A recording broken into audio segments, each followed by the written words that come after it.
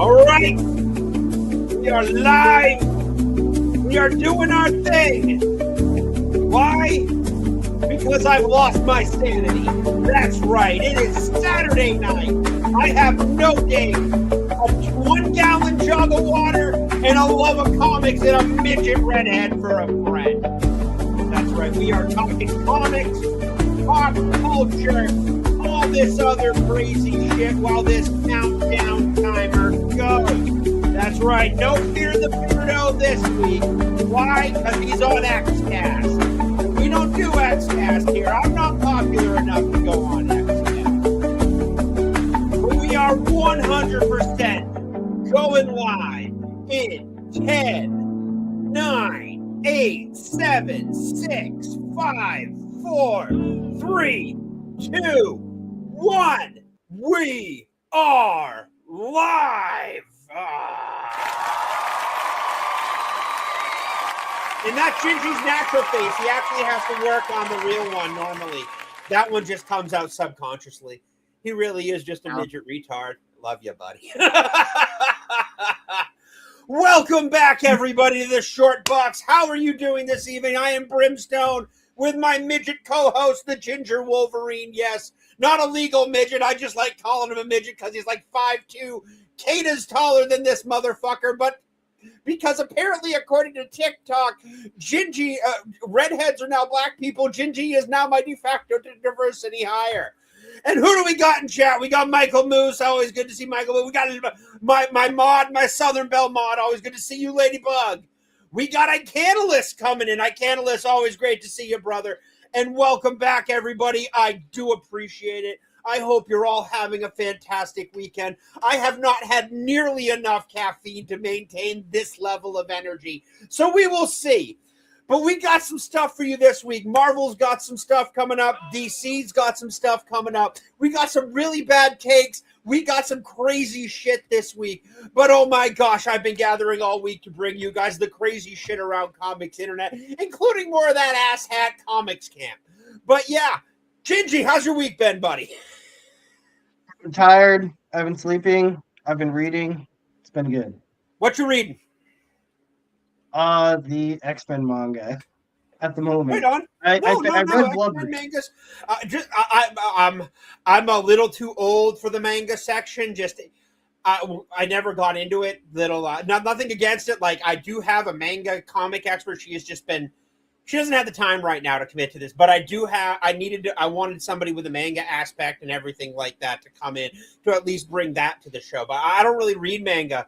Heck, I barely watch anime anymore. Like I'll watch like 10-year-old anime, like Gundam Wing and 20-year-old. I will just watch older anime because it's what I enjoy. Oh, but no, holy shit. What a week. New Battle Beast was fucking awesome. Oh, wow. That new Battle Beast really slapped, dude. Like, seriously. Otley made some mistakes on some art that somebody caught and called them out for on X. I got to post on that in a minute. It's a pretty big continuity error, too. So buy those back issues now before he fixes it in the trade paperback in the second printing. Because it's a biggin. Okay, where do we... Oh, good Lord. Marvel is apparently starting blind bags for their new midnight run. oh, for the midnight. Okay, yeah. Oh, God. We got some serious, crazy drama this week. Apparently, we're going to start off with this one. John Romita is doing the cover for Spider-Man 1000, and I don't see the big deal with this. I don't think it's exactly quite a great take. But John Romita has started the cover. Now, this is the new cover of the Spider-Man 1000. All right? It happened, John Romita is a legend in comics. And even me, who is just getting back into collecting, knows that John Romita is one of the greats, right up there with his John Romita Jr. is right up there with John Romita, one of the greatest Marvel artists, comic artists of all time. Yes, say what you want about Jim Lee. He is one of the greats. Right up there with Greg and Tim Hildebrandt, my personal favorites. But this one is, I saw this cover and I'm like, what the hell is this? This is the primary cover they're doing, and there's a lot of drama because, oh, you can't criticize Romita, you can't do that. He's John Romita, he is above criticism. No, he's not.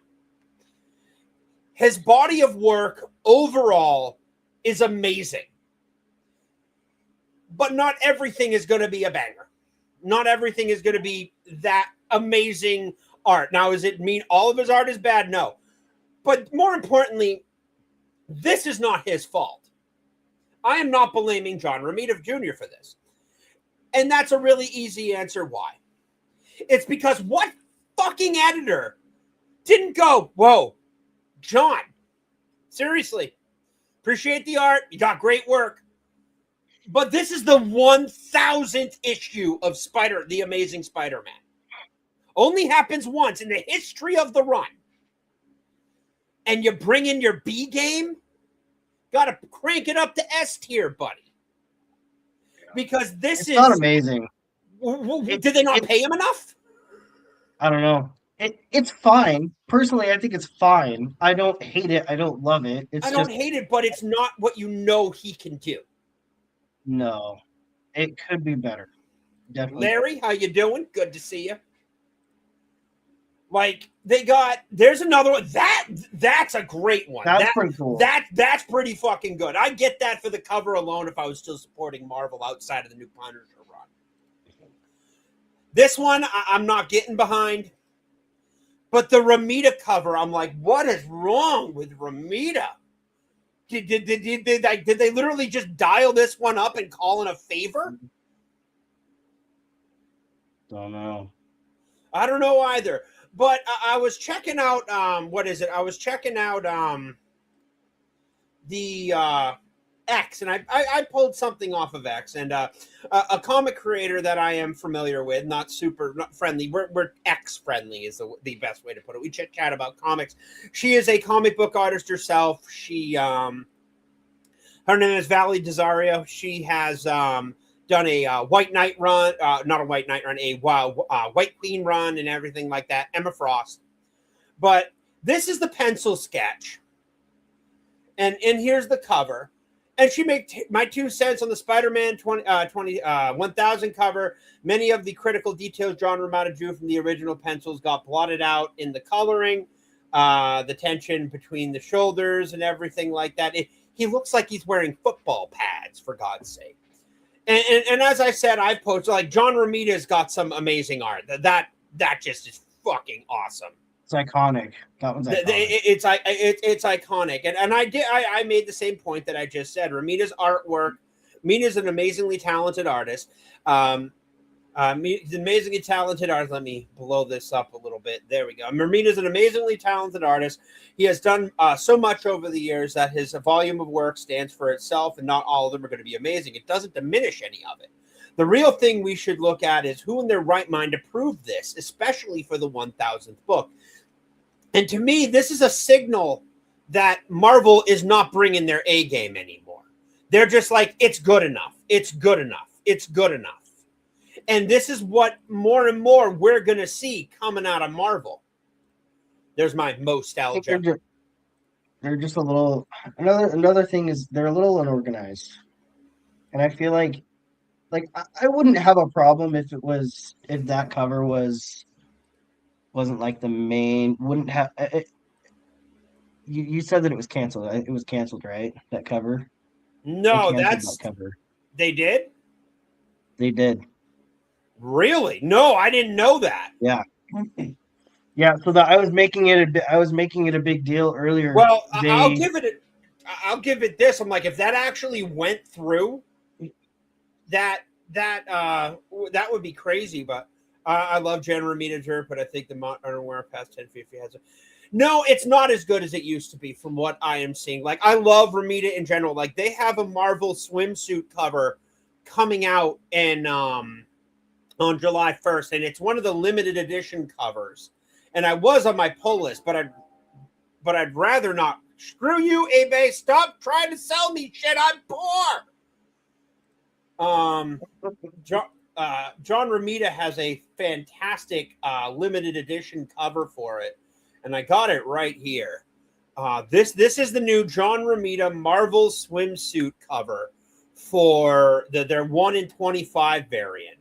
And I love this. I think this looks cool, but there is something missing about it. There very much is. And while I would get it because it is Romita, this is a swimsuit cover, so I wouldn't expect his top tier stuff. Also, more importantly, the guy's almost 70. Yeah. He's up there. To be fair, how old is this cover? This You one? know? Yeah. This cover? It's not out yet. It comes out in 2 weeks. Okay. This To is the be Marvel fair, swimsuit edition. there are some things that are off about it, but I gotta be honest, it's not bad. If for 70, it's not bad. No, I mean, It's it's not not terrible. bad, It's but not great. it's missing something. And Yeah. I think the it, colors could have been a different well, that's the choice colorist, not too. Romita's overall sketch. Yeah, that's what I'm saying. That's what I'm saying. The color doesn't help that cover either. No, but just a lot of stuff. Like we've got some great artists out there right now, and some really new early artists, like the Stephanie chick who's doing Daredevil, or she's just the writer. She's the writer. Okay, I want to point out something that this Daredevil run is the exact problem that's happening with Marvel Publishing. The Daredevil run is fantastic. I've heard a lot of great things about the new Daredevil run. And while I didn't get in on the first issue, why? Because I've kind of checked out on most things Marvel, and that includes missing out on the good while skipping all the slop they put out. I'll go back and buy the trade, which is great. You want to buy the trade. You want to get people to do the trade. The trade for this doesn't come out till December. And there's got what? 2 more issues for the first arc. They're only doing 5 issues in the first trade. And that means there's 2 more issues to come out next month and the month after. And then they're waiting 3 months to put out the trade for it. For what? For the new Daredevil. Oh. The new Daredevil Daredevil. has 5 issues come. Once the 5 issues come out, they're supposed to, typically 5 or 6 issues they put the trade out. Well, the new Daredevil run it's already up for pre-order. You get 5 issues with the first arc, which is fine. But that means there's 3 issues out now, 2 more issues to come, which means July, August. And then the arc is done. Why aren't you putting it out 2 months later? Why is Marvel waiting till December to put out this trade? Yeah, that seems a little too long. Image puts it out a month afterwards. DC Yeah. puts it out a month afterwards. You got to pump out those trades faster. They could be. I mean, I don't know. This is probably a long shot, but they could be maybe taking their time on it because they know that this one is really popular. So they're like, got to be really careful. But it's the trade. It's literally ready to go. It's the issues compacted into one single book. It doesn't have any extra art or anything like that. It's just 5 issues with the variant covers in the back. It's not like, it's not like the Invincible books that are hardcover, well bound, and have all that absolutely phenomenal fucking pencil work and artwork by Otley in the back. They're just 5 issues and variant covers, which is fine. But you take 4 extra months after the first arc has ended. Okay, yeah. Like I'm like, is there a print? Like, if you could say, hey, there's a printing problem or something like that. No, and I don't know why they're doing what. I bet you it's because it's so popular and the fans are like it. Even the old school fans, that they're delaying it till it comes out because can't make the old school fans happy. But they're also going to piss off the new fans that it brought in. Because I don't know about you, but I know a lot of them don't want to crack open their bags and boards to reread a run. That's why I get Battle Beast. All right. The problem with Marvel, I can consistently find these issues in the dollar bin within a year, even if it's good. I'd rather wait to find out what's good and pick them up for cheap when I know what I'm not going to do. Waste my money on crap. Exactly, list. Like some of the good Marvel runs are great, but doesn't warrant me buying it weekly. Like I shifted off the Energon verse because I kind of drew the line when I was reading it and I saw Alita Prime pull the matrix of leadership from her chest and start using it as a freaking lightsaber. And I'm like, there's something about that. I'm not a hardcore Transformer fan, but that feels fundamentally dumb. So I'm like, I'll buy the trades, but it's not on my monthly pull list anymore. Now I'm just going to buy the trades for the Energon universe from now on. I've shifted up. There's a couple more runs I signed up for. We're going to go over those. I got a video coming out Wednesday of my top 5 runs for July, top 5 pickups for July. A couple of new older runs and some new releases that are coming out, which look fantastic. And one of them I'm more excited for than the freaking Terminal run by Kirkman. Okay.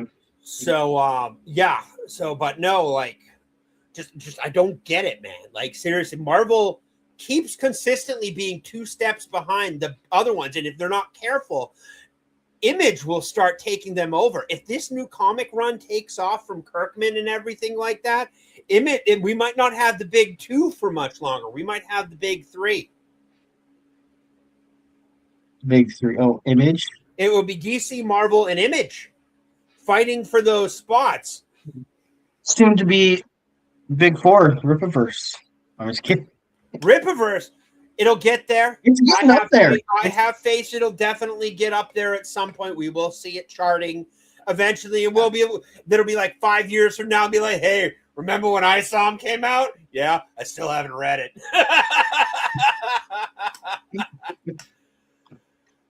But no, like I love the Rippaverse. I'm going to do a massive pickup in November, December. We're talking 10, 15 books at once. Yeah. It's just the shipping. Like I used to order 1 book and, it was like a $9 shipping. I'm like, okay, that's reasonable. Now it's $18 book, $15 shipping. And I get it. It's not their fault, but I can't get that. That's almost the price of a whole second comic. So at this point, it's better to wait till everything's out and just buy. And trust me, I have a whole short box dedicated just to Rippaverse. When it comes to when it's out on retail, I'll just pull them all off. The ones that I don't care too much about, but like Zaylin and the Horsemen, those are ones that I'm gonna like. We got a while before we get some new Zaylin. Dixon's on thing, but no, like this is my Rippaverse order list for December or November. Just as soon as I get money, it's just like bam, Rippaverse orders. Because it's the only month free that I'm not buying a crazy amount of trades to review for everybody. Oh my God. I have to limit it to 1 trade review a week, or else I don't have enough time to read and have a break. And I still rush to the comic shop every freaking Wednesday, or try to.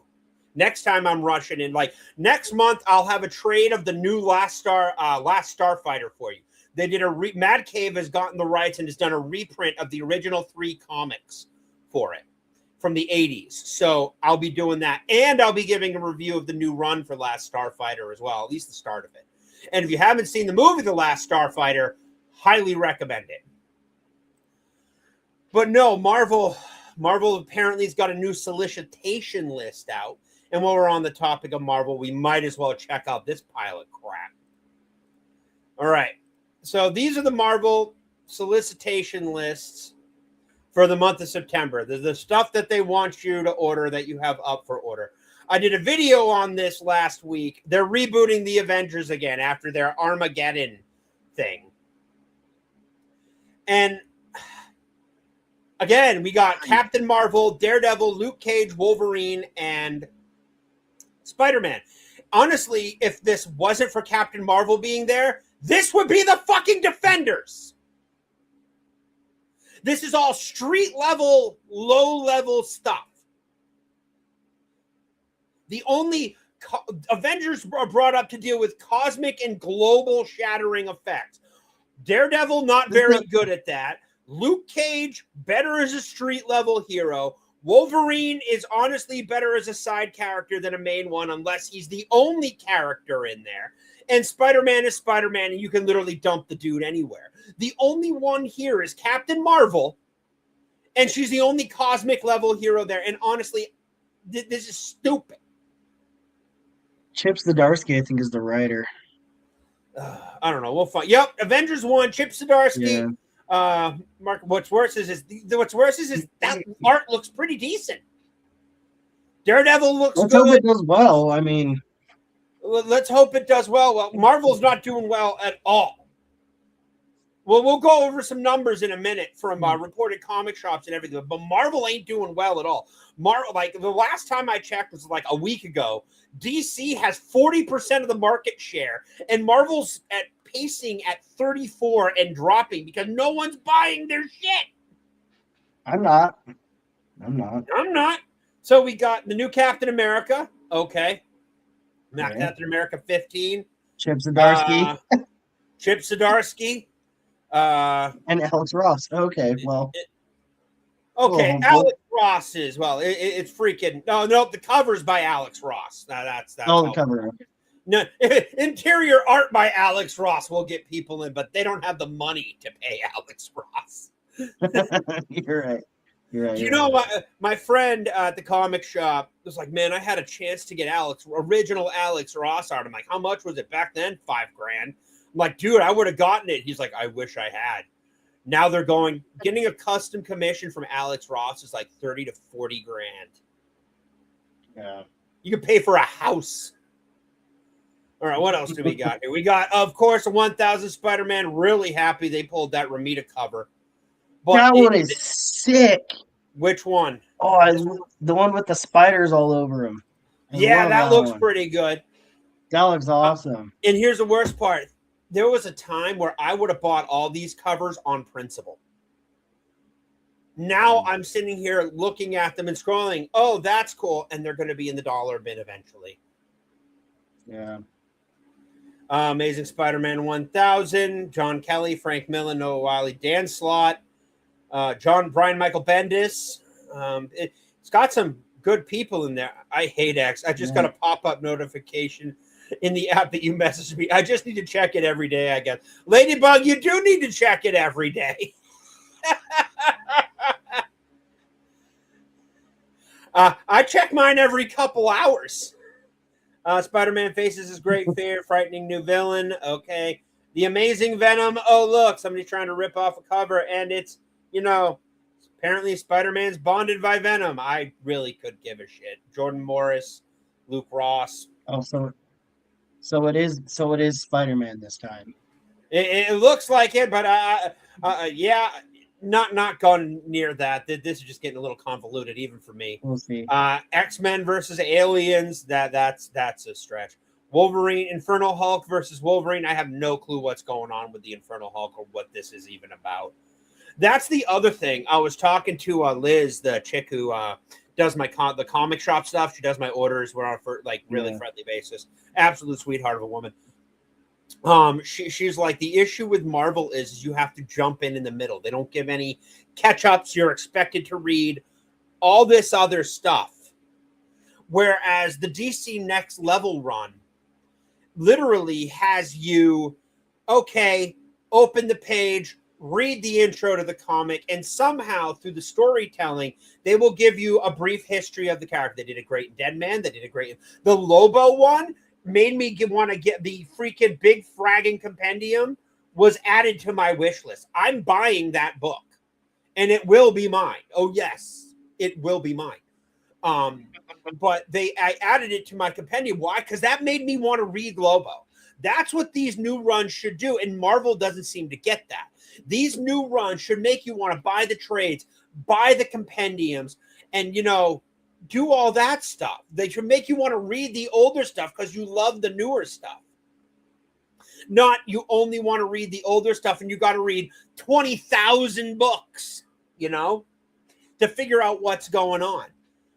Marvel, oh, come on. Okay. Marvel versus the Marvel Muppets. I can get behind this one. It's the fucking Muppets, man. Look at that. Ghost Rider and Gonzo. I want that book. Oh Look at man, that. whose idea was this? I don't know, but this might be one of the greatest things. Chip Zdarsky, McKenzie. I don't care who's writing it. I just want that freaking Ghost Rider Gonzo cover. You got Deadpool with the pirates. You got that's great, man. Oh, that's fantastic. Oh, that is so awesome. So cool. Celebrate the 50th anniversary of the Muppet Show. We bring you a crossover no one saw coming. Join the Eisner Award-winning writer, one of the world's greatest Muppet fans, Chip Zdarsky. Wow, they're really leaning heavily on that Zdarsky, ain't they? Oh, look, yeah, hey, what is the most important part of all of this? Miles Morales. The most important rule of comic books in this is Steve Rogers is Captain America, Peter Parker is Spider-Man, Sam Wilson is Falcon, and Miles Morales is Miles Morales. Dan Hill, here's the thing. Issue 2, they rebooted him again. Heck, man. They need to stop doing that. And Spider-Man is at 1,000. Spider-Man is at 1,000. Yet they say that Miles Morales is the most popular Spider-Man right now. No, he's not. Everybody says that. Everybody says that now. Everybody says that now. That he's the most popular Spider-Man? Yeah, the younger kids do. Like most kids nowadays do not care who Peter Parker is. They just I will have it chiseled on my tombstone. And I'm not kidding you. I will pay the money. And I will have Miles Morales is Miles Morales on that tombstone. It will be etched in stone for all of eternity. And before I die, I will make a video and upload it to this channel saying where my gravestone is. And you can absolutely come and try to deface it. I will make sure I have a memoriam thing that requires them to upkeep it. Oh, man. Real quick, just random. I read Marvel's Blood Hunt. I hadn't read anything with Miles Morales in a while, and that was during the time where he had a lightning. He could create a lightning sword. Yeah, that's how they deal with that's how they deal with Miles' character. They don't actually have him think his way out of problems. They just give him a new fucking power. It's so goofy, dude. So goofy. We got what is this one? This is Spectacular Spider-Man, Brand New Day. I'm not going anywhere near that shit. Dan Slott, Spider-Man versus the Punisher, Wonder Woman or Spider-Woman. Whoa, wait, when was the last time we saw Spider-Woman? This is the 50th anniversary special. I think it's a one-shot. Still, I think it's been a while since we've seen her. Yep, it's a one-shot. It has been a while. DNX, I have no clue what that is. Jed McKay. What do we got here? Wow, this DNX, a lot of DNX must be some kind of event. Must be some kind of stupid event. Must be their lead up to midnight. It must be. Oh, last time I knew it was Mary Jane, but I don't know. They can't seem to figure out what the hell they're doing to it. For context of this next comment, I'm a couple minutes behind catching up. All good, dude. Tomb of Apocalypse, interesting. Ashley Allen, I don't even know who she is. Rated X. Generation X23. Oh, look, it's Wolverine. Hey, wait, let me see. Oh. Okay. Did you miss the last Wolverine? Time we saw her? Last time we saw Spider-Woman was 2023. Gambit wanted Chris Claremont writer. I don't know, man. I'm still not taking a chance on Marvel. Like a Canalist said, there's no point in buying new Marvel books. They're going to be in the dollar bin eventually in a couple weeks, in a year anyways. You know what's sad about Bishop is I people will like it, but they're not in love with it right now. The days of falling in love with the comics are almost gone, man. It's just they're moving it to just be media and consumed. Impact of stories is going to go away, at least for Marvel. DC, maybe not so much. I mean, the new Wonder Woman was fantastic. I really enjoyed that. The Absolute. I'm going to be getting Absolute Batman. I'm getting the first 2 trades in October. I'm getting the first 2 trades in August, and then I'll get the third one in September when it launches along with the other 2. And there'll be reviews of Batman Absolute starting in September once a week till I catch everything up. And it'll be my honest opinion, even though I don't like it. I will give 100% honest opinion about Absolutes, the Absolute Batman, because I something about it couldn't get behind it. But I will continue to read it, and I will buy them, and I will continue to give you all reviews. Because my opinion is, if Gary can suffer through the shit that he does, I can do the same goddamn thing. Personally, I think it's a whole bunch of dog crap. Really think it's X-Men 97 Season 2 tie-in. Seriously. Feral Wolverine. Season 2, Steve Fox. In a dystopian future, a band of X-Men fights for survival while in the present, Cable and his new allies go undercover to expose a cult devoted to Apocalypse. Surprising new group of mutants loyal to Apocalypse are revealed, including his heir apparent. Did you like this one? The last season, or for the? I didn't watch either of them. I didn't care enough. Disney has done so much damage to my favorite Suffer Brim. Yeah. Suffer so you guys don't have to. I'm thinking of the Spider-Man run that you read, I think. Spider-Man 97, that wasn't tied to any Disney show. That was literally a stand on its own. Yeah. And it wasn't bad, but it wasn't great. It wasn't great, but it wasn't bad. It brought everything to a nice closure, and there's no more coming out. Right exactly where I want it to be. We got a new Wolverine 27. Okay. Ooh. Got some nice covers there. Yeah. Blade. Wow. X-Men United got some Blade action there. How many X-Men runs are there? I thought there was another one already. Omega Red Dawn.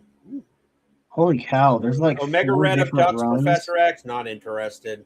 Like, you had me at Omega Red, you lost me at abducts Professor X. Yeah. X-Men following. Yeah, there's been like, I feel like there's been like five separate X-Men runs.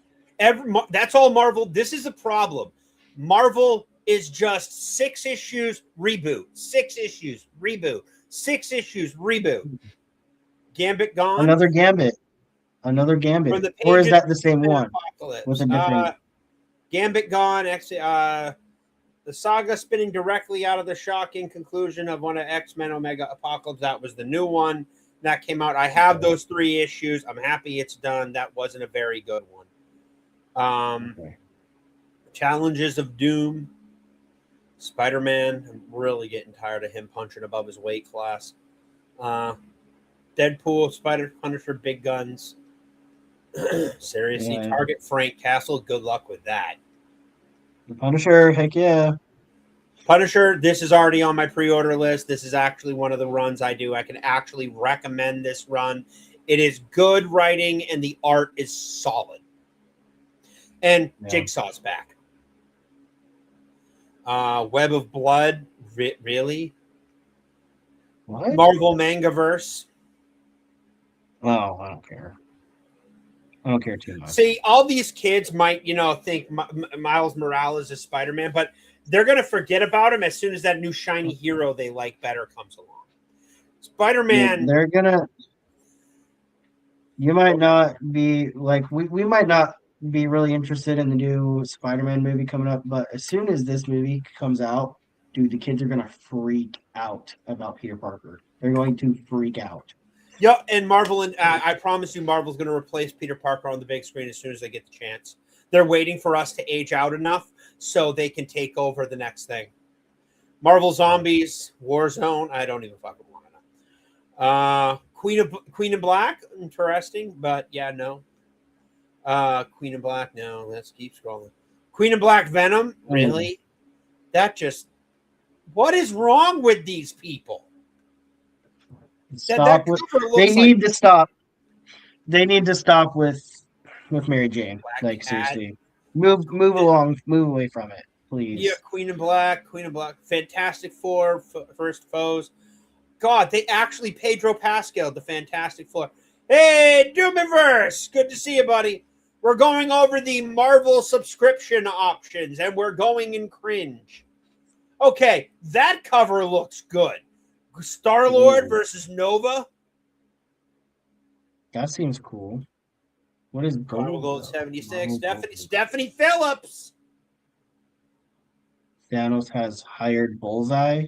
Thanos has hired Bullseye to pull the trigger, and this time the shot could end everything. As the deadliest assassin in the Marvel Universe hunts his target through New York City, Star-Lord, Nova, and Jack of Hearts clash with Bullseye in a brutal zero room for error fight against the inevitable. Don't miss one of the most intense superhuman battles in Marvel history by best-selling Daredevil writer Stephanie Phillips and rising star of Star Wars Shadow of Maul, mid-bro. That looks actually pretty interesting. I did I not. don't I didn't even understand. see.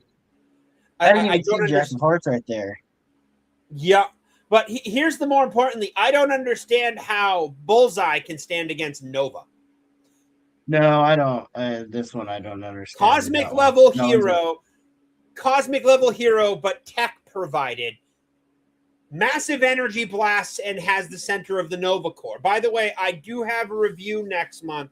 I'm waiting for it to come out, but I will have a review. I was waiting for the trade. I have all the issues, but I've been holding off on this review. Nova Centurion review for the trade will be coming out because I yeah. was waiting for the trade to come out to kind of give it a signal boost.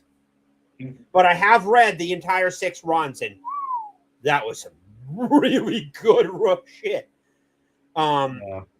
Redborn Ultimate Impact, Doom Quest, Another Doom. another Doom, They're Sorcerer going Supreme, into the number 10, Doctor Strange, Iron Man, Silver Surfer.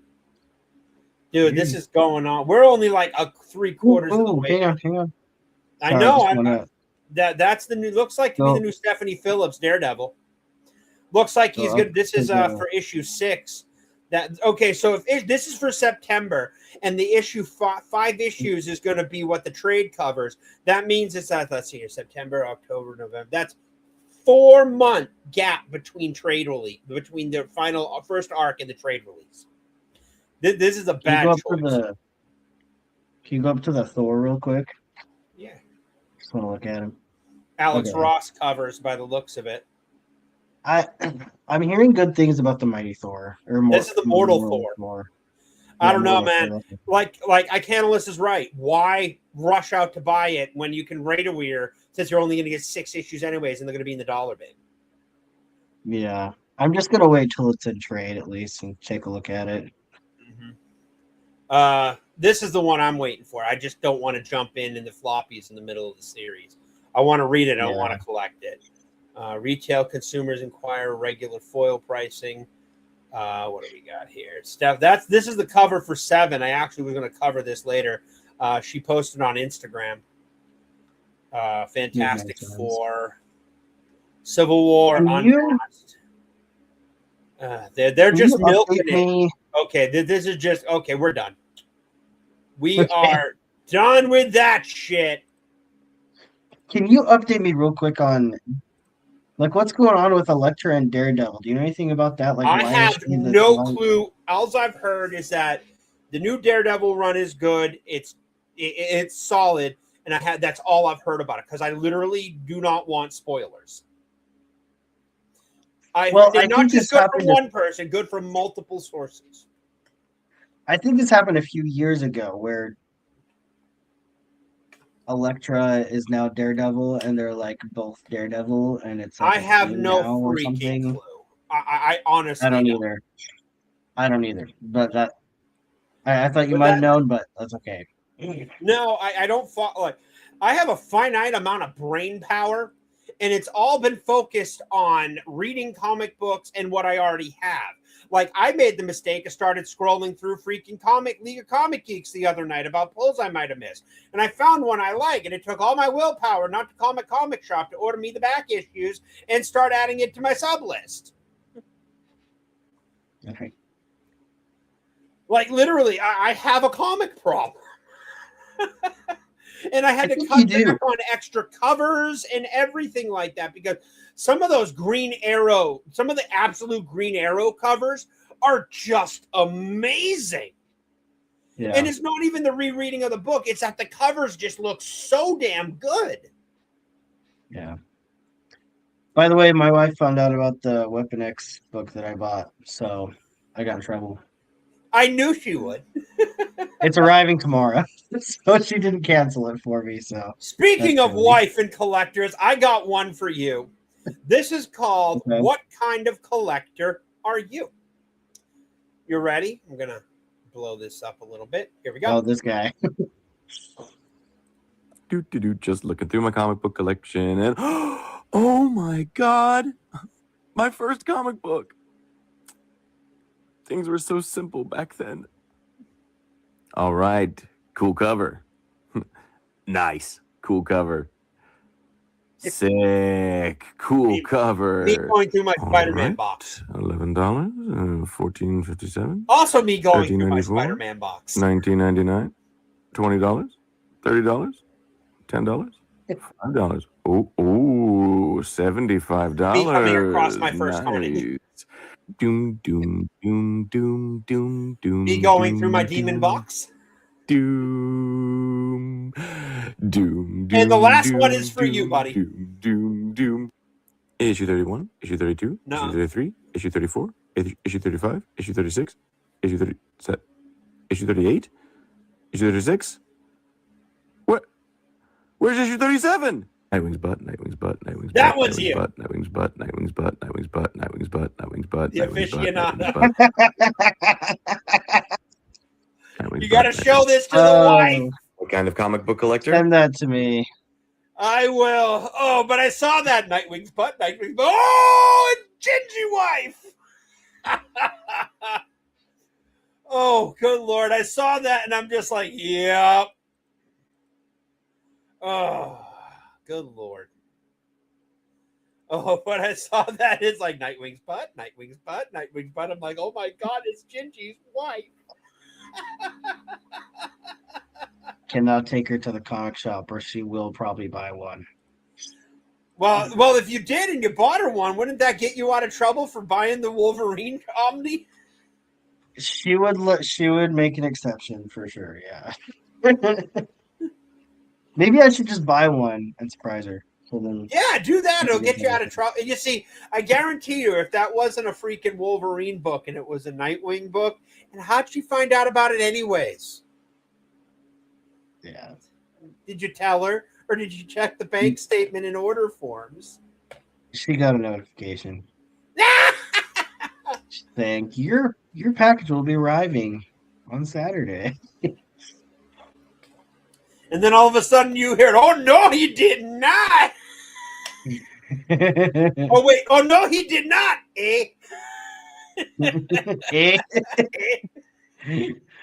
All right. So it's that time of stream again where we have to ask Ginger Wolverine.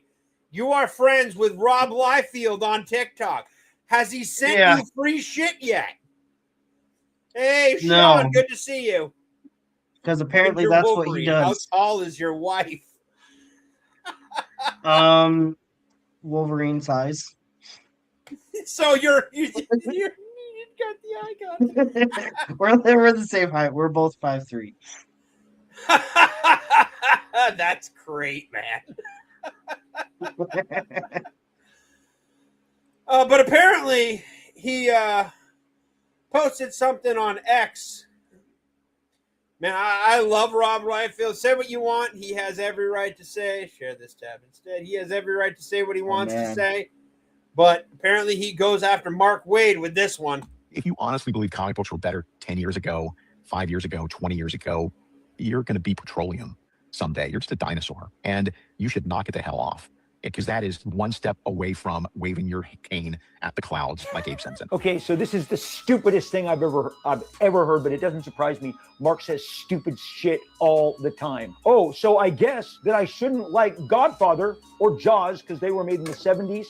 No, that's stupid. There are great, fantastic comic books from the 70s, from the 60s, from the 80s, from the 90s that you should go grab right now because they are better than stuff that's being put out. Let me do some math for you, Mark. 5 times the amount of comic books being put out now than there were when I was a kid. So there's 5 times the amount of dribble. You're just not going to make it work numbers-wise. Go read Frank Miller's Daredevil. Go get Walt Simonson's Thor. Go get the incredible Alan Moore Swamp Thing. This is stupid. Don't listen to this. Go. Your back issues at your comic book store are waiting for you right now, but you're going to miss out if you listen to, oh, petroleum. If you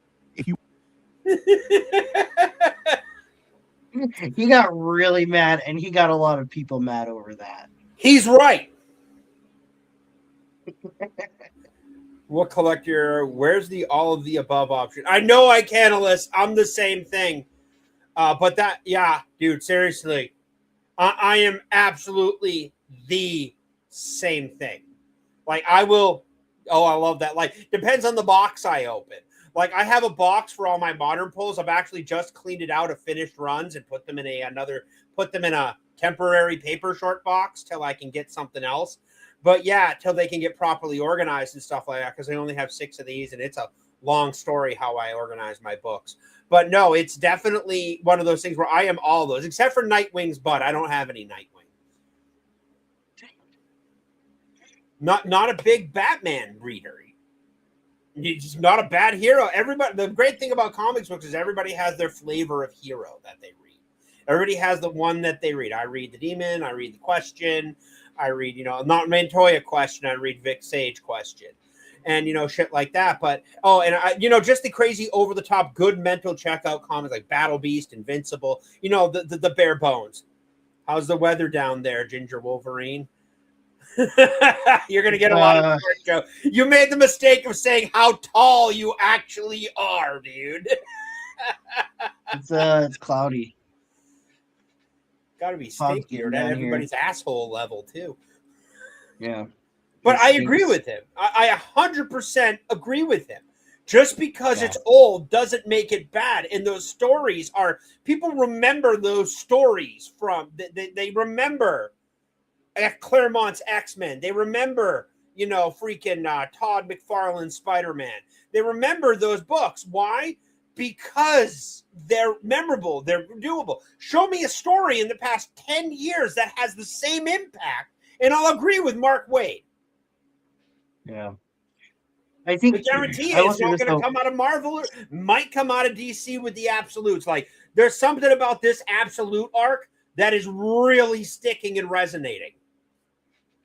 I will say this, that I think they are kind of both right, because there are definitely really good runs right now. There still are, but most, like what he said, most of it is just slop. Most of it is going to be slop, but there is still good runs nowadays, and because like back in the 80s or 90s, I mean, correct me if I'm wrong, but I feel like for the most part, almost every single comic run was just hitting. Like, it was just awesome.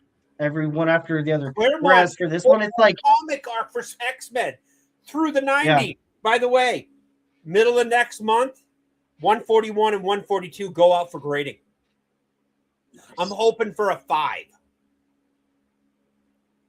Yeah. I'm probably nowadays it's 3 at most, but I'm hoping for a 5. But I'll be happy with a 3, because honestly, with how much I paid for those, low grade is better than no grade.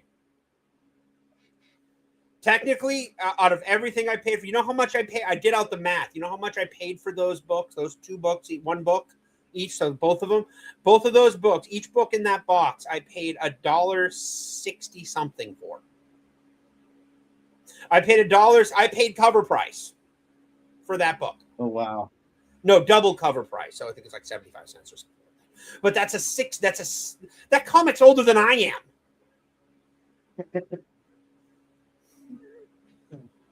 All right. So this one I just had to share with you all.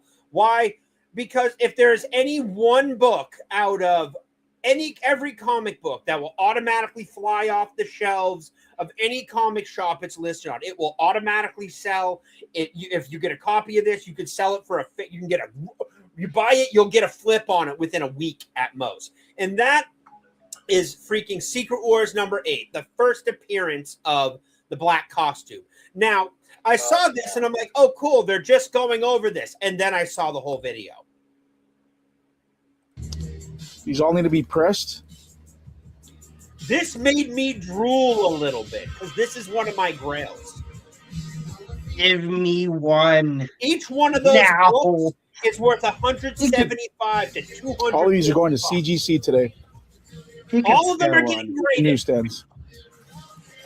He could spare one for sure. There might be. This is one. This is porn. This is comic porn. Yeah, I was gonna say this is like one of those Pokemon collectors that just hoards so many Pokemon. He's a cards. collectibles trader. 75 near mint Secret Wars #8. So that's where all of our collecting. No is shit. at. But I saw that and I'm like,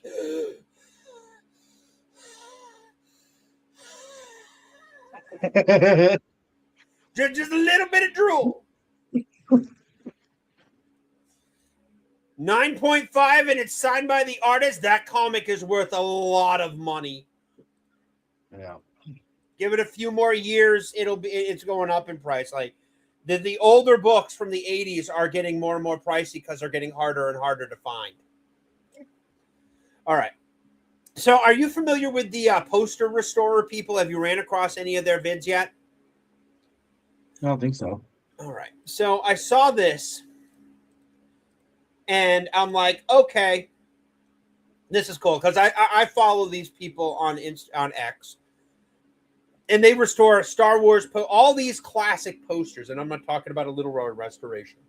I'm talking they clean them, they remount them, they put them in. They do a fantastic job of this. But I saw this one, and I had to bring it up today because most people couldn't name every character on this poster. All right, most people couldn't name every character on this poster. How the fuck do I rewind? I certainly could only name a few. This When Justice it League gets to the poster front arrived page at our again. studio to be linen-backed and restored. Because it was printed in the late 80s, 1987 to be exact, we had concerns about how the pigments would react to a full aqueous process. We decided to slowly introduce moisture by misting the back side of the poster rather than proceed with our standard cleaning process. With the paper fibers relaxed, a reversible adhesive is applied to the back side, and the poster is then All mounted right. to a So apparently, all the characters in this are Mr. Miracle, Dr. Fate, Blue Beetle, Ted Kord, Blue Beetle, Guy Gardner, Green Lantern, Shazam, aka Captain Marvel, Batman, Martian Manhunter, Black Canary, Oberon, and Dr. Light. I got most of them except for Oberon and Dr. Light and Black Canary. Yeah. canvas frame lined with acid-free barrier paper. Look at that. That is freaking gorgeous. That's pretty cool. That is absolutely gorgeous.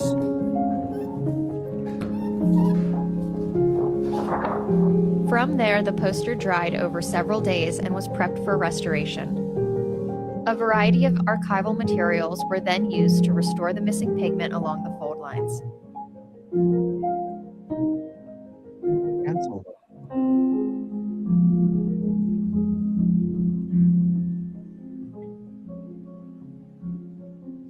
The poster was then masked and airbrushed to seamlessly restore pinholes along the border.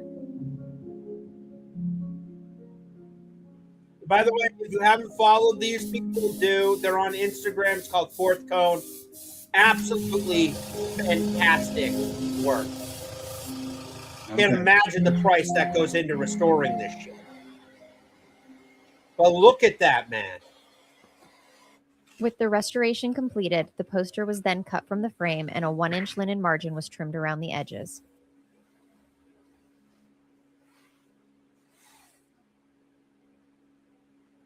Yeah, that looks cool. Before, I like that. where's the after? Look at that. That is, oh, that is absolutely fantastic. And, you know, it's great to see people actually preserving this stuff. Like, you know, they knock CGC grading and everything like that. And, you know, like it's a ripoff and everything like that. And some books actually legitimately deserve to be CGC graded, like the 9.0 Spider Superman, like one of the most expensive comic books ever. I think it was like $3 million. That personally I think should be in the fucking Smithsonian because it is like a piece of Americana. Hopefully one day it ends up there. Lord, good Lord above willing. But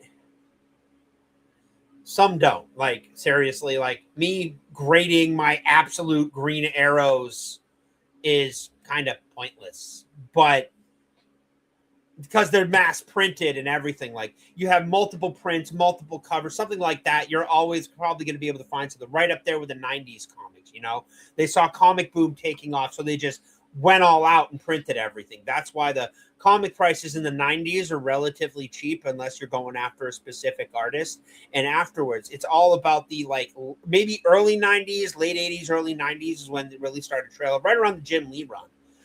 But you go for those older comics and like the X-Men for the Claremont run and things like that, you're going to get some money out of them. And those deserve to be preserved. Those need to be preserved in any condition they're in, because low grade is better than no grade. Eventually, I do plan on sending out my Dark Phoenix books and everything like that, and the first Kitty Pryde to join the X-Men and stuff like that. But I want to get my, obviously, if the book's autographed, there's another reason to do it. You're not going to reread an autographed book, you know, and especially nowadays, trades are getting harder to get. Omnibuses that are out of print are skyrocketing in price. Like the omnibus for The Question is like $200. I paid less than that for my freaking run. I have not been able to find good, like, nice, thick omnibuses ever. Like, I'm also waiting. I'm ridiculous. also rushing to get my Ultimate Invincibles. Like I'm going to get a couple every month after, like starting in August, because like first of all, this book site, the book site that I did, I want to do a review on them. You know, hey, this is what happened. This is my experience and stuff like that, ordering from them. But more importantly, I want to get my Invincibles before they decide to go and revise them somehow. And that's what I'm constantly worried about, is that they're going to cancel the print. And they're going to cancel them, and they're going to be harder to find. And I want, and that only having the 4 issues on my shelf will absolutely drive me batshit fucking crazy. But more importantly, they might try to revise something with them, change them up, make something less problematic, so that way you always will have some of the original stuff. And while it will never be the comic books, I can't afford those. No, and once that show, like the Battle Beast ones, in about 5 years, will probably be worth something once the run's done and over with and no longer on the racks. Yeah. But no, like I absolutely love the second printing with the white covers and just the characters. I'm actually planning on collecting those and putting them in top loaders, and then in my new apartment, I'm going to have a whole wall of the run every, like when the second print comes out, just of that one artist. Because I have like 3 runs of Battle Beast in my box right now. I buy multiples. Like one day I had an extra $40 on me because I'm like, it's the end of the month. I don't need groceries. Cool. Let's buy comic books. You know, smart financial decisions. And I went in and I walked out with a full 6 issues of Battle Beast. Just, nope. First prints, all of them, just did it, walked out. And now here's the great thing. After I move, I talked to my comic shop. I'm like, hey, if I keep my monthly subs, can you send them down every couple weeks and I'll pay shipping? They're like, we normally don't do that, but for you, yeah, we can do that. Did you sign up for Midtown yet? No, not yet. I keep forgetting. Low to the ground, little less oxygen. It's just horrible. Jeez, dude, seriously. Like, seriously, dude. Oh, what else do we got today? Apparently, Famke Jensen isn't in the Doomsday if she's not returning as Phoenix in the Doomsday film.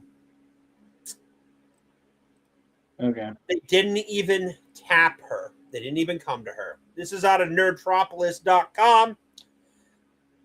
Famke Jensen has messaged for Marvel Studios. She's not an Avenger. She's not in Avengers Doomsday, but she's not pretending otherwise. She's not cosplaying about a secret coy about a secret cameo. But if Marvel wants Jean Grey back, Jensen is ready. And that's they didn't bring back the original Jean Grey. I don't know. I do want to end on this note. You've been around superheroes, spies, horror twists, government secrets, poker bluffs, secret identities, and characters who always seem to know more than they're saying. And since you've already gone on record saying you're not in Doomsday, so I won't even ask you about that, because that's what all the questions say here and ask about. But I will ask you this very carefully. Are you good at keeping secrets? Terrible. I am so bad at keeping secrets that I always say to everyone, I'm the worst actor in the world. Because I do, it's all on my face. You right away will read it. So, I mean, I think they made a mistake, but hey, who am I? I'm just a little me who thinks that. So. They didn't bring back the original Jean Grey for the X-Men movie, and I freaking know why. This is more cement, more permanency, that they're trying to delete the old X-Men movies so people only do stuff. And two, she didn't want her to outshine Sadie Sink playing Jean Grey. They did not bring back Jean Grey for X-Men, but they'll bring back Cyclops. If I'm going to be completely honest, I'm actually not a huge fan of her. I liked her in the original ones. I didn't like her. I didn't like the X-Men's original movie take on Phoenix. I didn't like it how it wasn't a Phoenix Force. It was Jean's powers at next level or whatever. Yeah. I don't like the portrayal of Jean Grey in those movies, is what I was saying. So I think in the first couple movies, it was okay. Like, in X1 and X2, it was pretty good. Yeah.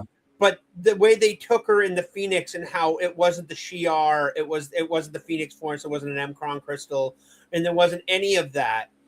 She really wasn't able to do anything with it. She's not a great actress. But she looked the role. That's why she got the part. She looked the role.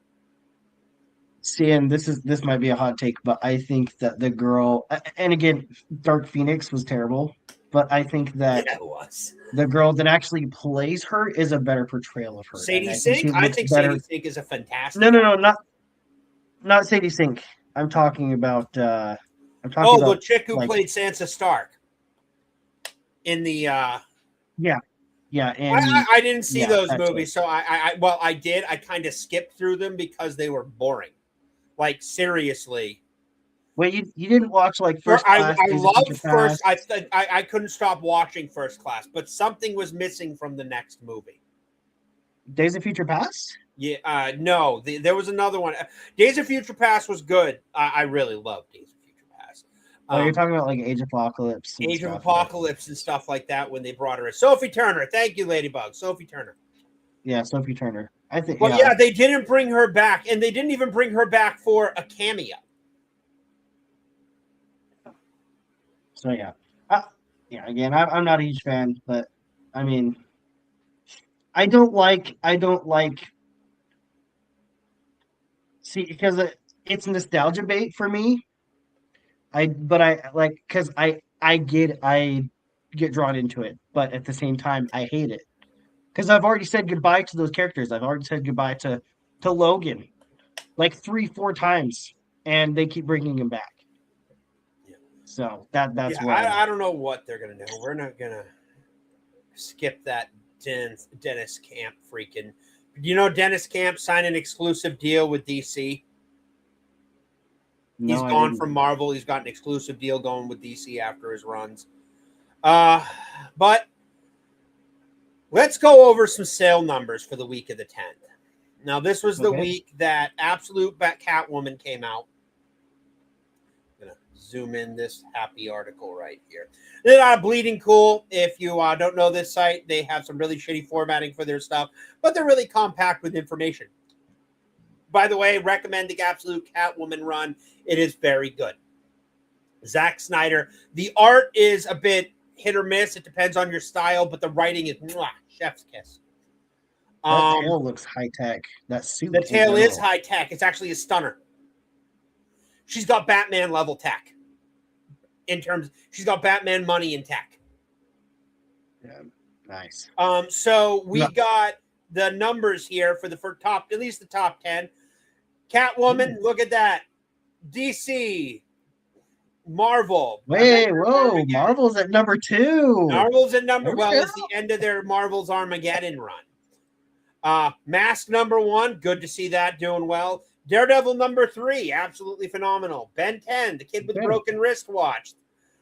That's good. It's good to see. I honestly, as much as I don't like it, it's good to see Transformers still doing as well as it does. Jade and Silent Bob, Jay's a Future Past. I used to love Kevin Smith. I worshipped at the altar of Kevin Smith. And then I saw Clerks 3 and went, what the hell happened to Kevin Smith? Black Cat 11, Barbara Gordon break. Hey, another DC, 2 DC, 3 Marvel, 4 Marvel. But yeah, that was this week. And that was a release of an absolute. That was the first absolute. Now, Catwoman's not a big draw like other things, but it's still ranked number 1. 100%, 75. Like, look, this is crazy. The top 10 Bleeding Cool weekly bestseller list was compiled by over 100 named direct comic book stores and their sales for Wednesday to Saturday on Wednesday. The Wednesday Warriors. The chart, like, they really need to work on their freaking grammar. Who the hell edits this shit? I mean, for God's sakes, I could write for this place. And I look, you ever seen my freaking grammar? The chart is compiled by the actual sales data from 110 to 200, 120 to 150 comic stores provided by Comic Hub out of around 1,800 direct seller markets, which provide a POS services, retailers wide North America and the UK. They're typically from high, Bleeding Cool, the number 100. Okay. Yeah, so this is absolutely the goodest grammar. Yep, the goodest of grammars. But no, this is everything that came out that week, and those are the top 10. It was, I won't lie, it was a lean week. But again, look what's taking the number 1 spot. Yeah, an absolute cover or an absolute run. A new absolute run that's taking the thing. It's going to be crazy because I think even when they come out with the Cassandra Cain one-shot in September, that's going to take the top spot for the week over any Marvel book that comes out. But this is getting better and better. So we are getting... I got to be honest. Go ahead. It kind of sucks, but again, we've talked about this before. It kind of sucks that absolutes are doing so well, more so than the original universe. It sucks, but that just shows how far the original. So I'd read, as I've said before, and I will keep reading again. I only got back into reading a few years ago, reading regularly and collecting and everything. Same. I honestly prefer reading Elseworld books or these alternate spin-offs than seeing them continue to fuck up the main canon and story and rewrite things because they're problematic for modern times or adapted for the modern audience. And I'm just, why do you think I love DC versus DC Elseworlds, like the DC Dark Knights of Steel? Why do I love that book so much? I don't know, because it doesn't break any canon. Why? It literally rewrites all of its canon. It's not telling you it's canon. It says it's Elseworld and everything. I like my Elseworld stuff. I like, all this stuff. And you notice how most of the stuff that I read, Superman, Father of Tomorrow, crazy idea. Jor-El's the one that survives. Art is kind of mid. Writing is absolutely fantastic. Kenny Porter is doing a great job with that book. And he's writing some other stuff. But got some good news for you here today, buddy. You ready for this one? Okay. You're going to love this one. DC has announced a compact line for young readers. Compact Comics, Batman the Dark Knight, Superman Man of Tomorrow, Justice League Heroes United, and Teen Titans Go. Okay. For their compact read. These are sit down with your kid and read a comic. This is what compact writers are used for. Yeah. Okay. Okay. This is what compact comics are used for. This is what they're good for. A cheap comic your kid can beat the ever-loving crap out of, sit down and read to them and show them the pictures and everything, and then you can get it because, this shit's great. This is what compacts are great for. I hate compact comics unless they, got some crazy high gloss pages or something like that. They are literally mangas in smaller form, and I think it doesn't do the art justice. But if this gets kids into reading comics, this is what compacts are good for. Hey man, if it's the cheapest way to read it for me, I'll take it. But this is fantastic. Compact Comic Convention. We don't know when they're coming out, but they are coming out. Comic-Con is right around the corner. We are, as I said on the channel post, we are going to get a lot of news coming over the next few weeks. There's going to be leaks. There's going to be anything building up to Comic-Con. I have, you'll get the Dark Knights of Steel's on Mondays. You'll get a trade paperback review on Tuesdays. But then I have to make sure I have room for emergency videos and everything like that to go up for things and news that comes out. I don't want to be a day behind anymore. I got to be day of. But yeah, no, this is fantastic. You should look into these for your kiddo. I'm sure he'd love to sit down with dad and read the comics. Oh, yeah, I'm sure. And this is fantastic. Teen Titans Go, Truth, Justice, Pizza. That was the title. Hey, you know what? This is what that's what gets PETA's that's what gets kids reading. That's what gets kids pumped. Compacts for young readers. Again, more rumors of Gunn being out at DC. Peter Safran is actually speaking up now. I was chatting with Gabe Al-Taib on X today about it. I haven't posted, but we were talking about it. I don't know if you know him. He does Big Man Comics. He works with Dean Cain and shit like that. We were just chit-chatting, having a friendly X conversation. Really nice guy. We seem to be on the same page about a lot of things. But he's like, DC needs to go away. Like, if they kick, they will kill any DC movies. They kick Gunn. If they immediately start going for a reboot, they're going to kill it. Even for the normies, we'll be like, we got the Snyderverse. Now we have the Gunverse. Now you're rebooting again. We're done. We're not doing this anymore. What's got you laughing? No, it's just funny because they just keep trying and trying, and they keep. Well, they don't have a plan. They don't seem to have a plan. If I'm going to be completely honest, I think what they really need to do, and here's what they need to do is they need to continue with the Gunn universe. Get James Gunn out of there. They need to get James Gunn out of there. What they have, they just need to have casting. They got the casting. They really have the casting. David Cornsweet is fit. Rachel Brosnahan. Yeah. Nick Holt. All doing great jobs. The writing is shit. Yeah, change things up.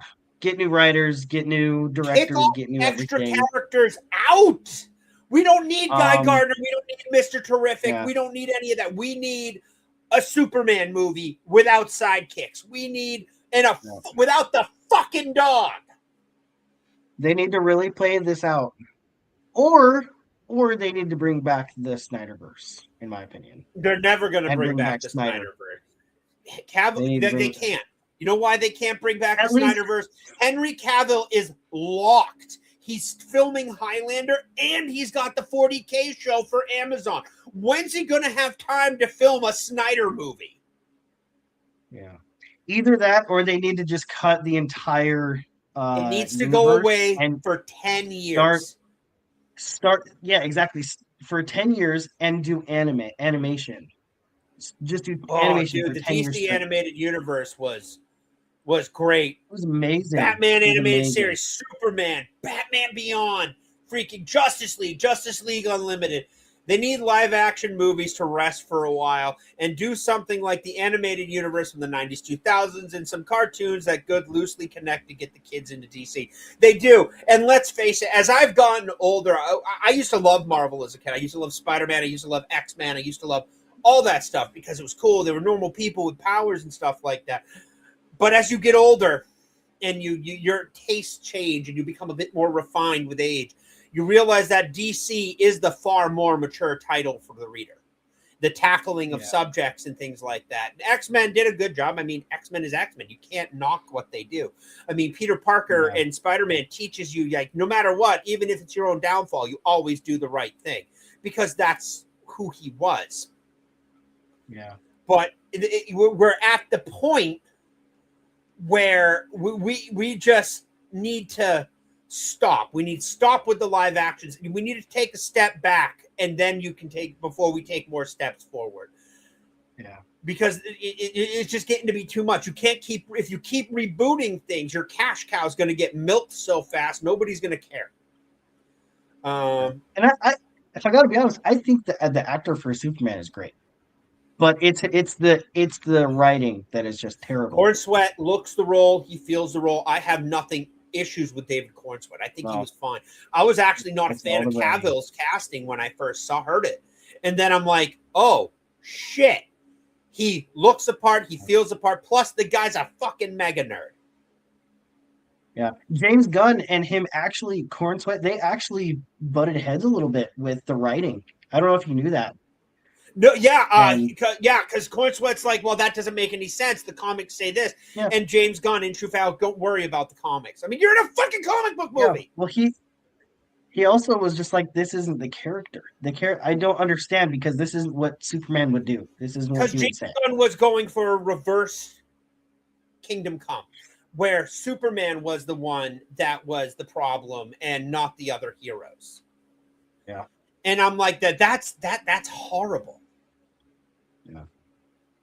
And I still attest that the reason that Superman can't be written by most modern writers is because they have to write. I always firmly believe that you write what you know, and believing that a being can be that good and that great and that truly altruistic, it can exist.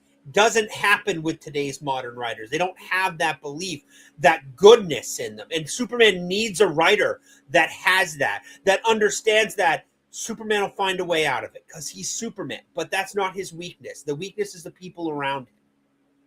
Oh, and I think people lost the vision of Superman when they took out the American way. They did. Space. Truth, justice. I really do believe that. With the Snyder movie, not Brian Snyder. No, God, no. What's his name? He Brendan Ralph flick. Whoever wrote that, Brian, I don't know, but whoever wrote it's Truth, Justice. That's when it originally started to go away because it was Truth, Justice, all that stuff. I'm like, no, it's Truth, Justice, American fucking way. This is how Superman is.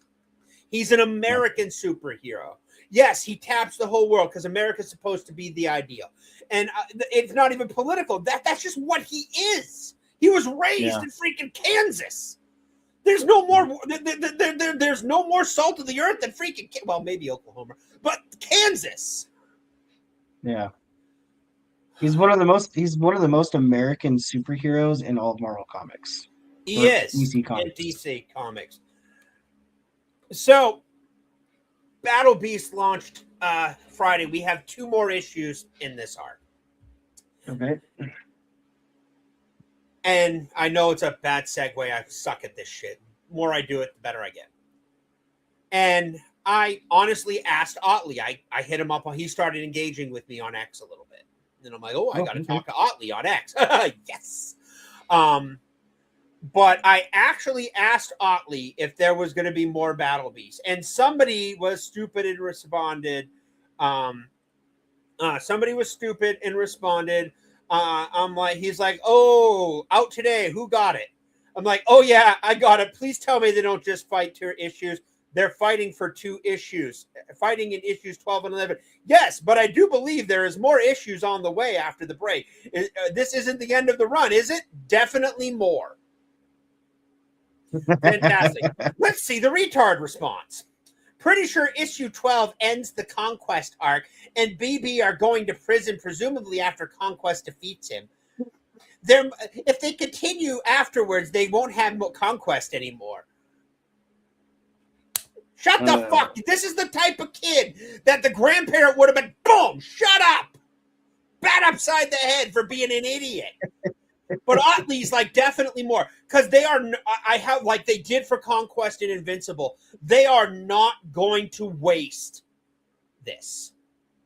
They are because neither can die. This fight is going to drag on, and honestly, I'm okay with it. After what I saw from the beginning of the fight, I'm like, fuck yes. Truth is objective. Justice is more important than social justice in America. The way is evil. The way of the evil capitalist.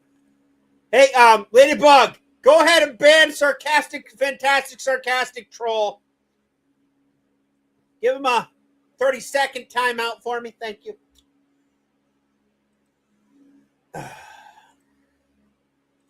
But more came to this because Otley wasn't done. Otley had a massive error with his comic. So look at this. This is a panel. This is a pencil. I'll wait for Gingy to come back. Oh, yeah. Gingy walked away. No, I'm kidding. I'm here. Go ahead.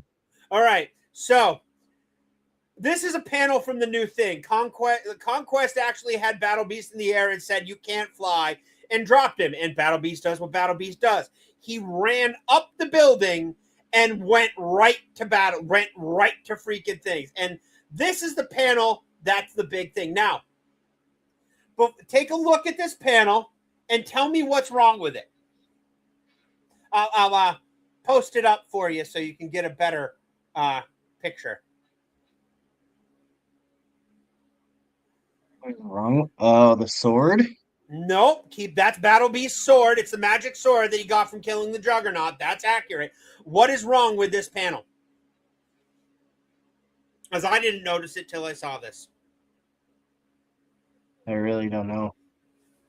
Conquest has his real hand, not his mechanical one. Oh, okay. That's a pretty big continuity error. And Otley, there's there is a fuck up. Good eye. I should fix that for the trade paperback. And this is why you now must run out and get this comic book. See, I didn't know Conquest had a fake arm. Yeah, Conquest lost his arm to somewhere around. He lost it up to the elbow, like that much of his arm. So it's all mechanical. Made it some heavy duty shit, but it's all mechanical. But yeah, they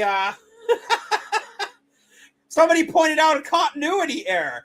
And man, this fight's just beginning. Battle Beast already put his sword through Conquest, and Conquest just laughed. I mean, stuff like that happens all the time, though, with arms. I feel like because there was in a comic book run with it was with Captain America and Winter Soldier where there was one panel. He's taking Bucky's taking his shirt off and he has like both real arms, like, and then the next panel it's like, yeah, I caught that and I was like, hope they went back and fixed it in post. Like, but that he's definitely gonna fix that for the freaking trade. Yeah. Just probably go back and edit the panel. I still think Otley does stuff with paper and stuff. I don't think he does digital yet. I think he does stuff with paper. But so we have some news from the Murphyverse. Did you read White Knight yet? No. Sorry. Okay, you have had it and you haven't read it yet. May I ask why? Busy. I'm a busy man. I didn't read anything. What were you reading that overrode the new Batman, the White Eye? Something that was a talking point for us. Nothing, dude. I've just been busy. I haven't been able to read. All right. So White Knight got some news from the Murphyverse this year. Batman, the White Knight is coming out with an absolute edition, July 14th. This is a hardcover. It comes in a box. It's got two books. It's got the original book in very hardcover. Then it's got one in pure black and white. Okay. And this is retailing for about $100. So needless to say, I will not be getting it. Yeah. Hey, everybody. I don't do many live streams before. I've never done an unboxing, so I'm probably going to screw this up. But I basically just got the Batman Knight book from DC Comics in the mail. It weighs a ton, and that's because That's a thickie. Look at that. one in Absolute. It comes with the regular same Absolute comic, and both another black and white. Wow. Let's see if I can. And now, well, as much as I love the White Knight, the only thing I want to do is upgrade my trade paperback copy to a hardcover copy. That way, I have all of the, at least all of them hardcover, and I'm okay with that. I'm okay with going out stuff like this. Why? I have a hard time justifying spending $100 on this book. I really do. It's a lot of money up front. If they had a payment plan, maybe. But yeah, they got a colored version and an uncolored version. Cool. And this is what I really liked about this. What the standard size is for Absolute. If I was better at my job, I would have that stuff prepared, but I don't. But it's the original cover that he wanted to. That is the original cover that he wanted to do for Batman the White Knight, and they told him no. Oh, Batman had to be bigger. Joker had to be smaller. Because it wasn't the name of the series wasn't Batman. It was Joker, Gotham's White Knight, and that was going to be the original cover. And DC turned him down because it had to be a certain way. Oh, stop reminding me of everything. Dang, I like that. I like that too. Like I now want to see if he sells prints of that. Look at that. You got Harley, you got Joker, you got the Batman, you got Gotham. And honestly, that's a fantastic cover. White. I love color, but I'm just sort of an art snob, so it's cool to finally see it the way I envisioned. Yeah. But no, I saw this and I'm like, okay, that's really freaking cool. But we got a little more. We got some preliminary early sketches for Beyond the next thing of the White Knight, the next White Knight product. He doesn't have a release date, no sneak peek, but we got some preliminary sketches. That's his Batman. He does a lot of line work. Like I said, Sean Gordon Murphy does a lot of like the gritty street art that doesn't follow the norms. Look at that. That's, yes, apparently he's still somehow bonded with Joker. We got him on some kind of bat tech thing. Hell yeah. The Smallville water tower. Bringing an Ace. Oh, yeah. I love Ace. Dude, that's what I love about the Murphy suit. The Murphy suit has a collar, like a popped collar. That's cool. We got new Bruce right there. And we got one more thing for the Murphyverse, which is something that has been long suspected, but has never been proven until now. Oh, no. I planned on killing Bruce Wayne at the end of the first one. And I knew it. Sales were so good. I'm like, I got to keep this guy alive. I keep trying to kill him in every volume. Because that's the one thing Frank Miller said was like, the only thing he regrets is not having the balls to like kill Bruce Wayne. So I think at some point I am going to kill Bruce Wayne. No, I planned on killing Bruce Wayne at the end of the first one. And I knew it. So that's something I suspected after the reading is that if you read it, it building up to them killing him. Like he was going to die. He was going to die nobly, but he was very much going to die. But instead, without ruining the ending, they went another route. And I'm like, okay, I love the White Knight runs. Like Generation Joker comes out soon, which is about the Joker's kids. You'll find out about those if you get into Curse of the White Knight. Holy shit, man. The Murphyverse has, like Andrew Rodriguez of Rippaverse said it best on Twitter, on X to me. The Murphyverse has no right being as good as it is. Coming from Andy Andrew. Yeah. And he's a Flash nerd. Yeah. So we do have some interesting stuff here. Before we get in, we're going to get into redheaded retards. Not this one, another one. But this guy has been repeatedly questionable takes, and I don't just mean a little bit of questionable takes. This one is so bad it made it onto X. Now, if you do happen to agree with him, by all means, give this guy a like and a follow on Instagram. I would have respected his bad takes. I really would have. My issue is that this guy bent the knee. You can respect a bad take as long as they back the bad take. I can't sit here and respect anything this guy says anymore because people were giving him shit in the comments and he made a video apologizing. Never fucking apologize. Because as soon as you apologize, it shows that you really are just there to grift. You don't care about anything. You just want to make crazy shit. And you know what? Okay, so let's listen to this. Comic books of all time. Chuck Dixon's Nightwing is genuinely incomprehensible. First of all, he's bragging on Dixon. Now, I haven't read this book, but I know Chuck Dixon's pedigree. He does not write bad books. I've seen pages. Incredible, it's amazing. Scott McDaniel's artwork does not matter. And it's frustrating because this book has unlimited potential. Superman Birthright is absolutely colourless for a Superman. I honestly think the artwork itself is not that bad. But for some reason, the colours don't pop and it makes it look like a grey MCU movie. The Boys has the most inconsistent artwork I've ever seen. There's 3 different artists that work on this book throughout the entire run. And 2 out of 3 of those artists are genuinely terrible. And it makes it extra painful to read when the writing's bad. Follow Comic Cops. Bad takes or not, how do we know that he's not doing this just for fucking attention? Not to give an honest opinion of his comic books. He doesn't know what he's talking about. No, he doesn't. I've seen the night. I'm gonna buy the Nightwing Chuck Dixon run. I've seen some of the pages. They're actually pretty cool. I like them. So I don't know what he's talking about. Okay, Ladybug, you really didn't ban Fantastic Sarcastic, did you? I was 100% fucking with you.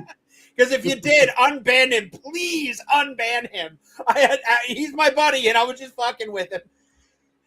But no, like, my issue is with this guy is he said, stop suggesting 60s Spider-Man comics. Okay, fantastic. He says, stop suggesting 60s Spider-Man comics, which is a horrible take for new readers because they're very good for new readers.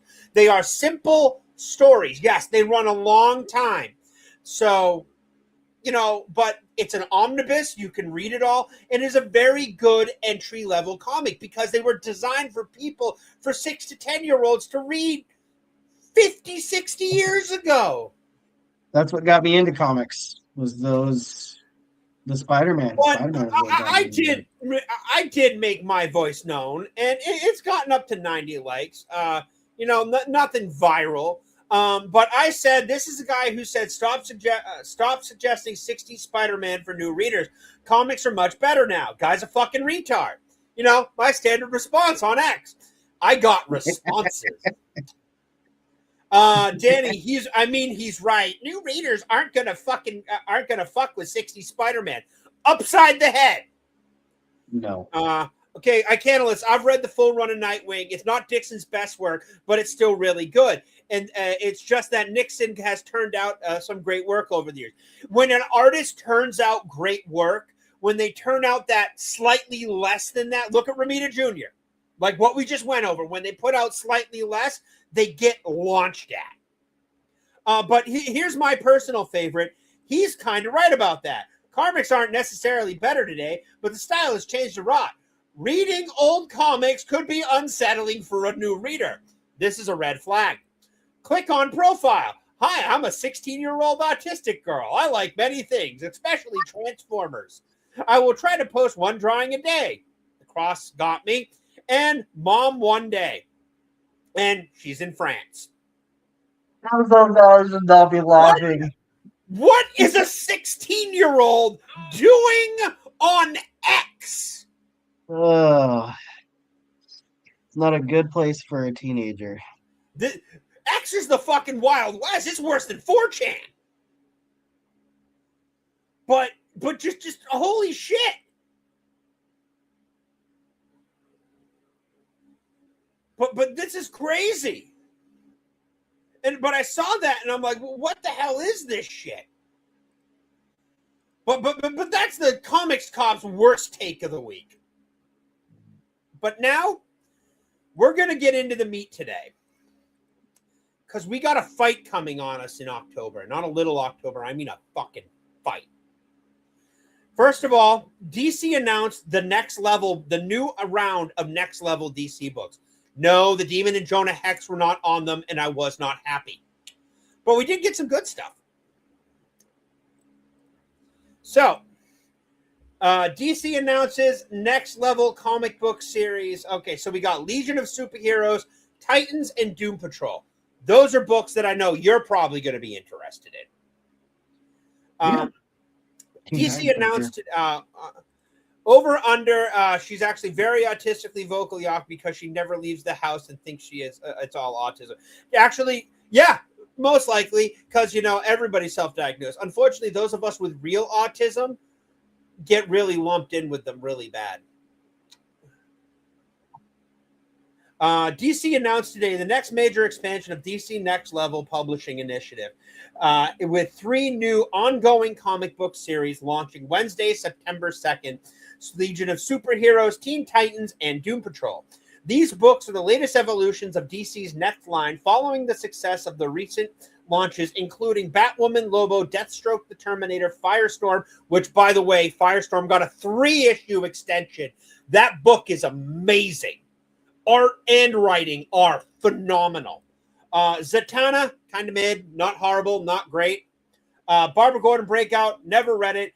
And Deadman is destined to become, this Deadman run is destined to become a masterpiece run. From the way it started, the art and the writing, phenomenal.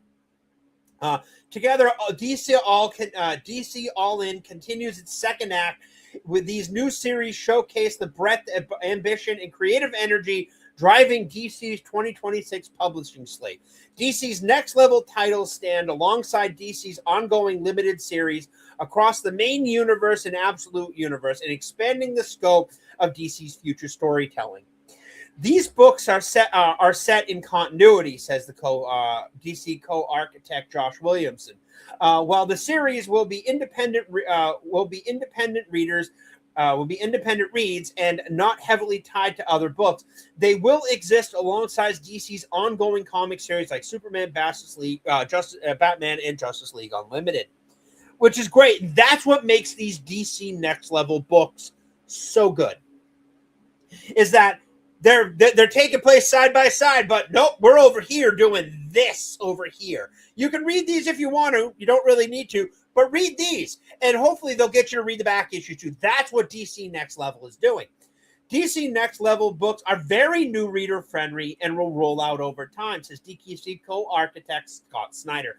Like the Absolute line, this is an initiative that welcomes new readers looking to jump on the spot for DC's mainline comics. And there's Legion of Superheroes. A new tomorrow begins for the Legion of Superheroes. 1,000 years after the last son of Krypton's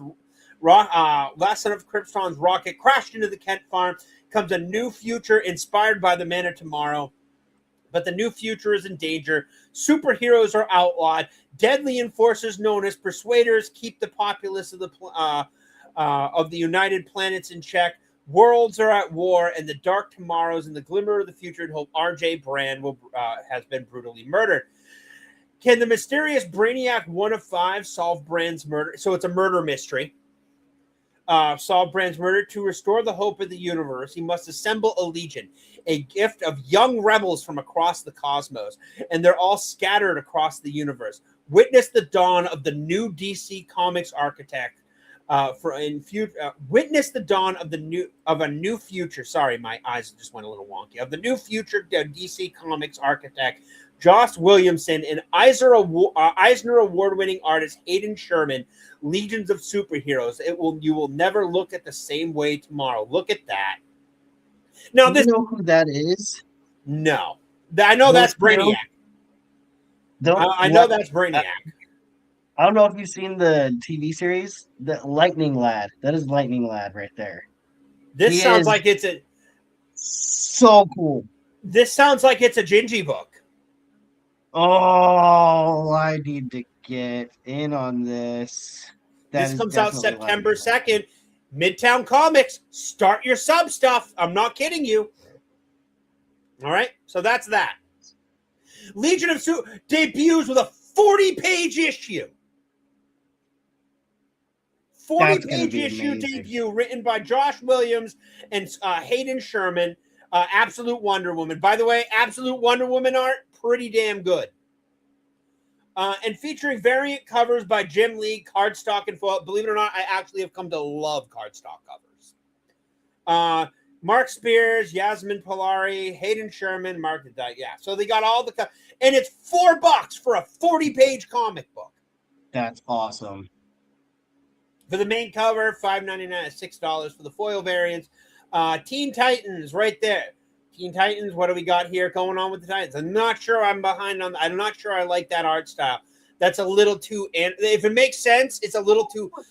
When I think of American comic books, I think of like more of an American style of art form, which is like Ditko and Stan Lee and Jim Lee and everything like. But this gets a little too anime for me. But let's check it out. Who am I looking at though? Well, we got Robin right there. Yeah. And apparently 4 people I don't know, and this is very Japanese. Green hair. Green hair. We got some pronouns. Maybe. Teen Titans go next level in bold new era. Kyle Higgins and Danielle Dinoco launched the Teen Titans into a new generation. That launch a new there's the crazy. I'm out. Hey, you know what? The overall next level run has been good. This is the first stumble. This is the DC's version of that one like Marvel comic that they were. Yeah. Like, by the way, the run got so much backlash they pulled it. I've been hunting for an issue for like 2 years because Nerdrotic said he'd offer $5,000 for it and he'd read it live on air. So I'm like, I gotta find this book. I'd give it to him for free. Hell, I'd give it to him for a 30-minute sit-down conversation about comic books, which would turn into like 2 hours. When one of their own vanishes after attending a rally for Ascend, fast-growing youth movement group training kids to survive the world, shaping a human mutant. Well, I cannot even get into this one. Fair Play, Treasure Cat, Proxy, Wildcard will do whatever it takes to find their friend. This is going to end after 6 issues and be forgotten. Probably less than that. Jason thinks they're soft. They don't understand how he can kill people. I don't even know what this is. Apparently, it's the team behind Pokemon Shattered Grid or Power Rangers Shattered Grid. Shattered Grid was actually pretty good. If you never read Shattered Grid, Hey, you know what? I was just looking at something that said Pokemon because I was going to bring something up about scalpers. Okay. But I can't take this team seriously. They look ridiculous. Yeah, I can't either. This looks miserable, and it's Jason Todd. What, are you going to soften Jason Todd? Jason Todd doesn't get soft anymore. No. But 32-page debut, Kyle Higgins. I get why they did this, but if they were going to bring in the Titans, they should have brought in the real Titans, not the B Squad. This is like Fear the Beardo, Epic Mike, Steph, and whoever else they bring in on Wednesdays. It's not Jay and Ryan. All right, Doom Patrol. Okay, so far, looks good. Under Destruction, okay. Doom Patrol is broke. Adopting a heroes for hire business model to stave off financial and emotional ruin. The team finds itself responding to what seems like simple case, a missing cat. But when the case proves to be far simple from the world's strangest superheroes, find themselves pulled out into a truly out-of-this-world situation. And elsewhere, beyond the review of Robot Man, Elastigirl, and Negative Man, perhaps even beyond the veil of our reality, a ghost of the team's past is pandering to cross the world. Visionary team of Idra with Darcy Van Poltergeist and Little Bird and the legendary artist Nicholas Hentron ushers in Doom Patrol. No, I don't think Doom Patrol is bad, just not something that pops my... gets me going. Shots fired, always shots fired. Beardo catches strays he doesn't even know he's catching. But no, I mean, it sounds interesting. Doesn't really pull me in, but I'm sure there is a cult following for Doom Patrol. So there's that. I hear good things. Maybe. Well, I was Now, going to say if I hear good things. If I hear good things, but at that point, I'm not buying the floppies. If you don't get me to buy the first No. issue, I'm not finishing. I'm not buying. I'm not going back to get the back issue. I made one exception for that, and it was Transformers, and I'm like, nope. I didn't say you were wrong. I can't listen. Now this is what has me excited. All DC All In continues. Fans can expect more from creator-driven number ones and bold new direction for iconic characters like Batman, Deadshot, Deathstroke, the Demon. That's the one I'm waiting for. Firestorm, Lobo, Legion of Superheroes, Barbara Gordon, Deadman, Jonah Hex. That's the other one I'm waiting for. Zatanna, Teen Titans, Doom Patrol, and more. And more. We don't know who else they're pulling out. This is all. Every character that they have listed here is a low-key hero. Normally doesn't get a lot of attention, randomly pops up in side books. But this is what DC did. They decided we're taking some of our best writers and artists, and we're putting them on these low-key characters to give them the attention that they deserve. You know who I need? Cyborg. Cyborg doesn't get enough attention. Cyborg. I cannot stand that character. I hate. I'm a thought. Like I think it really like I didn't mind him in the TV shows, but he's when they replaced a key Justice League member in the Snyderverse with Cyborg.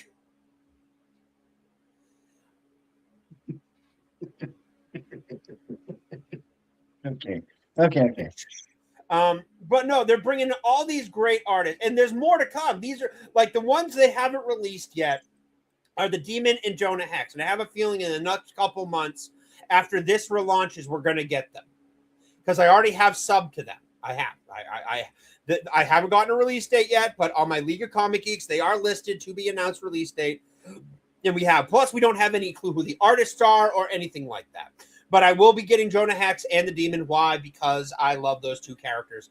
But yeah. Additional next level DC title creative teams and storylines will be revealed in the months ahead as DC build towards a landmark year of storytelling in the DC universe. For our latest updates, DC level initiative coming to stores and features and yeah. So yeah, that's fantastic. But this is getting better and better the more I've read about this. Because I came across this, and I had to. I was like, "There's no freaking way that Marvel would actually try this." Today, not to be outdone by DC's recent announcement of 3 new series dropping on the same day from DC, Marvel has confirmed that the launch of their Midnight Universe is happening on the same day. That is October 7th. And they'll be releasing all 3 Midnight Universe titles on the same day. But that's not all. That's the only stuff they're releasing on that day. October 7th, there will only be 3 Marvel comics on the stands. They will be Midnight X-Men, written by Jonathan Hickman, artwork by Matteo Delafonte. Midnight Fantastic Four, written by Benjamin Percy, artwork by Kev Walker. And Midnight Spider-Man, written by Philip Kennedy Johnson, artwork by someone making their debut, Cy Tronc. It's one word, Scietronc. I have no idea who that is.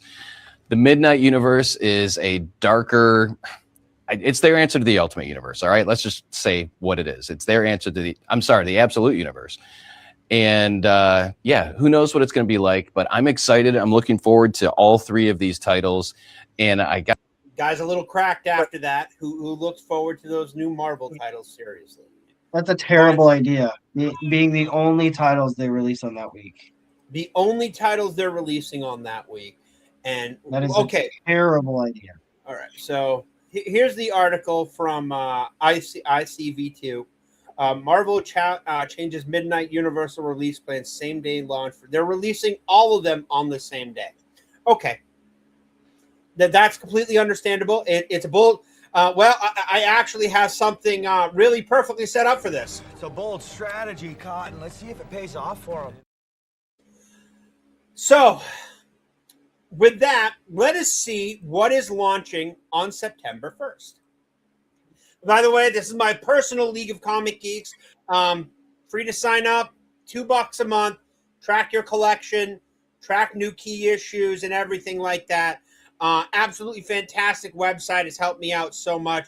Didn't Marvel try Darker Universe a few years ago?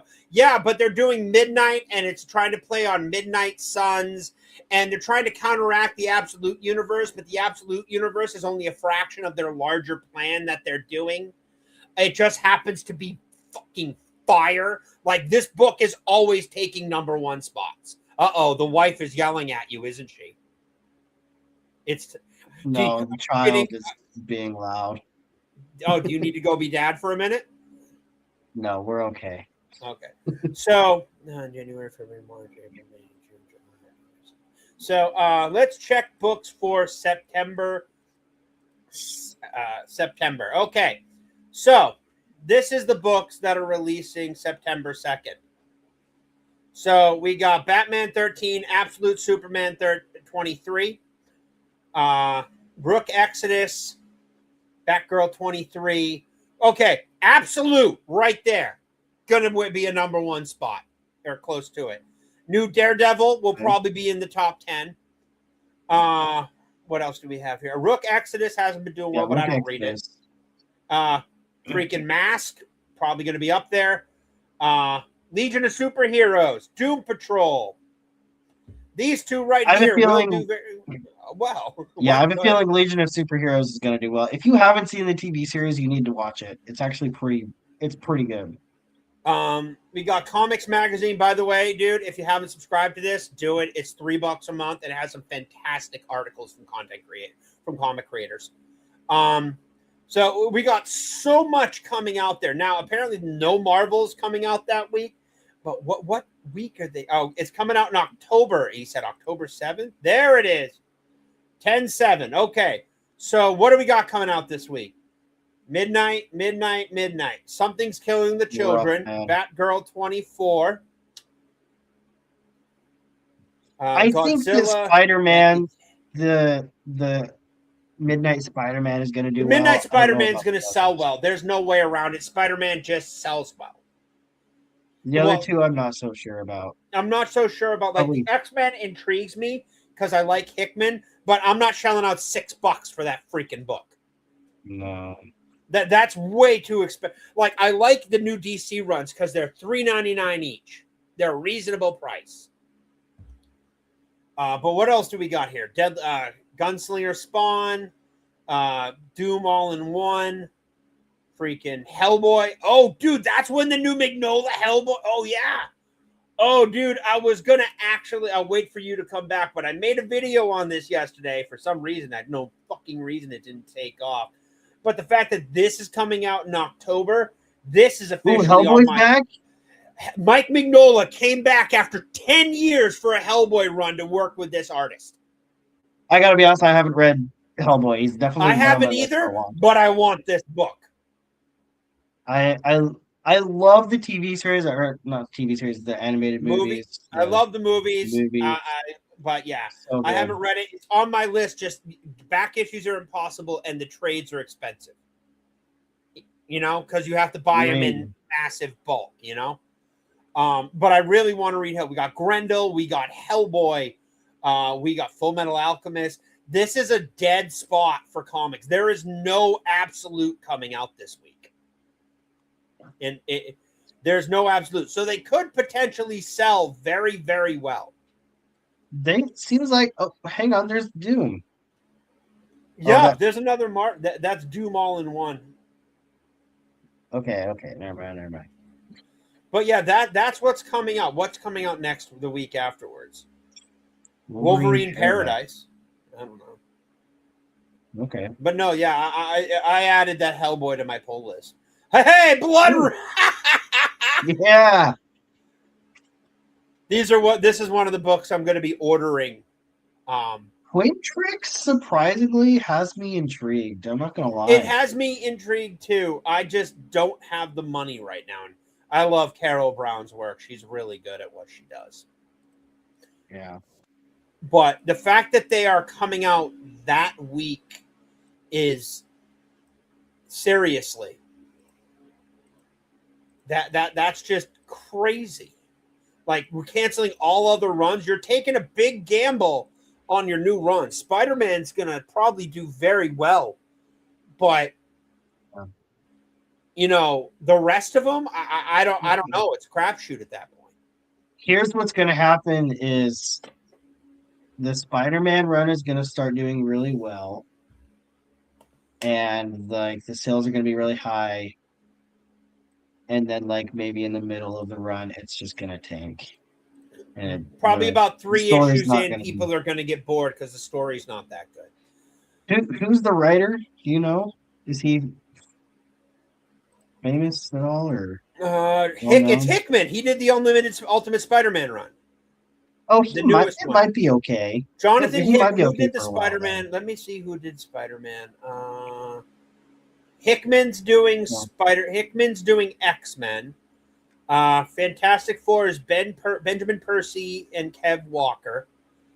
And Ultimate Spider-Man is Philip Kennedy Johnson and Scientronic. Here's my thing. I hate multiverse stuff. It pisses me off. I don't. It gets things so confusing and like it's kind of boring. Just different versions. If it was Elseworld, like for some reason, DC seems to do Elseworld correctly because they don't bleed it back into the main universe. It becomes its own standalone thing. Marvel seems to want to connect everything automatically all the time. That's all that matters. So they can bounce characters across whenever they see fit because they're writing shit. But apparently the new Avengers is doing blind bag variant covers. I said this a couple weeks ago that more publishers are going to start doing this because we had massive success with the Battle Beast blind bag. You know why they had massive success with the Battle Beast blind bag? It's fucking Kirkman and Otley. They are the next generation of comic writers. They are not. They get it. They put out good books. Those two together is fucking magic. But I was interested in getting the new Gargoyles. Greg Weisman was putting out blind bags for the new Gargoyles, and I was all kinds of excited until I found out he was charging $20 a blind bag, where other companies are doing $6, not $6 couple dollars more, get a chance for a better cover. Either it isn't good from the start, or it sells good because it's good, and they can't resist shoving politics and what's selling. Exactly. Man, I can't. The reruns that Marvel does so often, I just can't keep up with it anymore. I can't. And, they're doing these blind bags now. True Believers blind bags will only contain exclusive variant covers, not available for regular order. The main cover in the regular order variant covers cannot be done. Okay, so they have all these variant covers available and everything like that. And I'm like, what's the price point? How much are you? You're already charging $6 for the comic, which is, I kind of draw the line most of the time, maybe $5.99. The cardstock covers and everything like that, because but this is. McFarlane was right. Marvel's going to go ham on this. Every number one's going to have a freaking blind bag now. Get a variant cover, and because it'll boost their sales numbers. And eventually, people are just going to be like, "It's going to die down." It's not going to die down. People will just burn out on it. The only thing that I think it has good going for it is Wolverine's biceps. They look huge in that picture. But no, like it's they don't know what they're doing. Like we had this loot box problem with video games. We had so much backlash. They corporations and countries put laws into place to stop it. Now it's moved into comic books. And just because one person had success, now suddenly every number one's going to have a blind bag. Every number one's going to have this special edition comic coming out 50th anniversary blind bag, for the variant covers, and that'll boost sales and make it look good. But eventually, give it a couple years, people will get pissed and tired of it.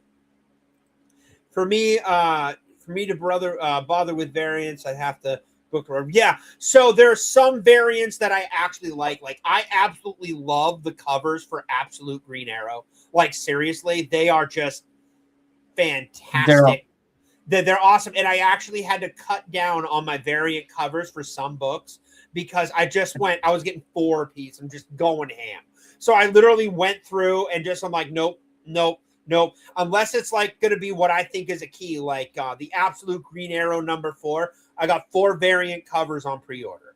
Why? Because that's the first appearance of Absolute Solomon Grundy. And I just got this gut feeling that in the future it's going to be a key issue because it's a first appearance. So I want a couple extra copies, one for floppies, a couple to send out for grading. Because, I'm trying to bolster the value of my collection a little bit. But no, like unless it's something crazy, like what have I got coming up here? Well, I'll share with you all my mighty pull list of shame. So this was my this week's pull list. My review of the Phantom versus the Red Dragons came up, and there's one more Phantom book due out before the trade. It's called Phantom versus the Sang Brotherhood. Next week, I won't be getting comics, but I'll be getting them the first week of July. I got Capes, the last Starfighter trade paperback, last issue of the Rocketeer, Superman Father of Tomorrow, and DC Next Level Zatanna. But the last Arcadia. Gosh dang it. This book has been so good, and it's been such a gap in between. The hard trade paperback comes out in a few months, and yes, that is on order. So we got that. What do we got here? We got the new Dead Man. This run ends in a couple weeks. The swimsuit edition, Punisher, and I read Zorro because it's Zorro. Is Zorro any good? Not good, not great. Zorro doesn't change. Zorro does the same thing in every comic. He's like the Phantom. You read him because it's a basic bitch. You know how it's going to end, and it's a good mental checkout. Plus, sword fighting is badass. Got Catwoman. This is the one that I'm excited for. Operation Iron Coffin. Dracula on a train with a bunch of mustache wearing Germans. Man, that's going to be a lot of fun to read. What else? This used to be a lot worse. I cut down a lot. Like I had to cut down this. If you notice, I still got variant covers here of the Dark Knights of Steel coming out with the new run next month. The Phantom trade paperback comes out in July, dude. 15th. Write it down. Hide it for find it at the local comic shop. Don't tell your wife. You got I don't know how long the Lobo run's going for, but it's pretty decent. I didn't like the last issue very much. It's pretty mid, actually. I like the art, but the writing's bad, and they jammed Supergirl into this one to tie in with the fucking movie. Yeah. Deathstroke the Terminator's been awesome. But the Dark Knights of Steel has me interested, and I'll probably order a couple more of these variant covers, like for this Green Arrow. Well, not that one specifically. I'll have one extra variant cover because I just like it. They're doing a Dark Knights of Steel, Heir to the Sea. They're going to have medieval Aquaman finally enter the Dark Knights of Steel universe. Superman Father, the new run for Kirkman and Otley, or not Kirkman and Otley. The new run for Kirkman is Terminal. Apparently, superhero World War III. Everybody's fighting. Everybody's got powers. So we'll see what happens there. It's getting a lot of positive buzz. What else do we got here coming out? Finally, the controversial Black Panther run comes to an end. We'll see where this one lands. Christopher Priest is actually pretty good. Dead Man, Nova Centurion, that will be up for review in August. I will make sure you all get my more thorough, because I'll get it, I'll reread it, and I'll give it an opinion. Just Gargoyles comes out. I had to cut down on alternate covers for that. I had 4. Punisher, Zorro. Like, my polls don't really change much. Issue 2, last issue of Battle Beast for 6 months. Sean Gordon Murphy's The Last Driver comes out in August, which should be a lot of fun. Murphy tends to really loves his cars, so we're set for a lot of stuff on that. Phantom versus the Sang Brotherhood. Look at that cover. Oh, so good.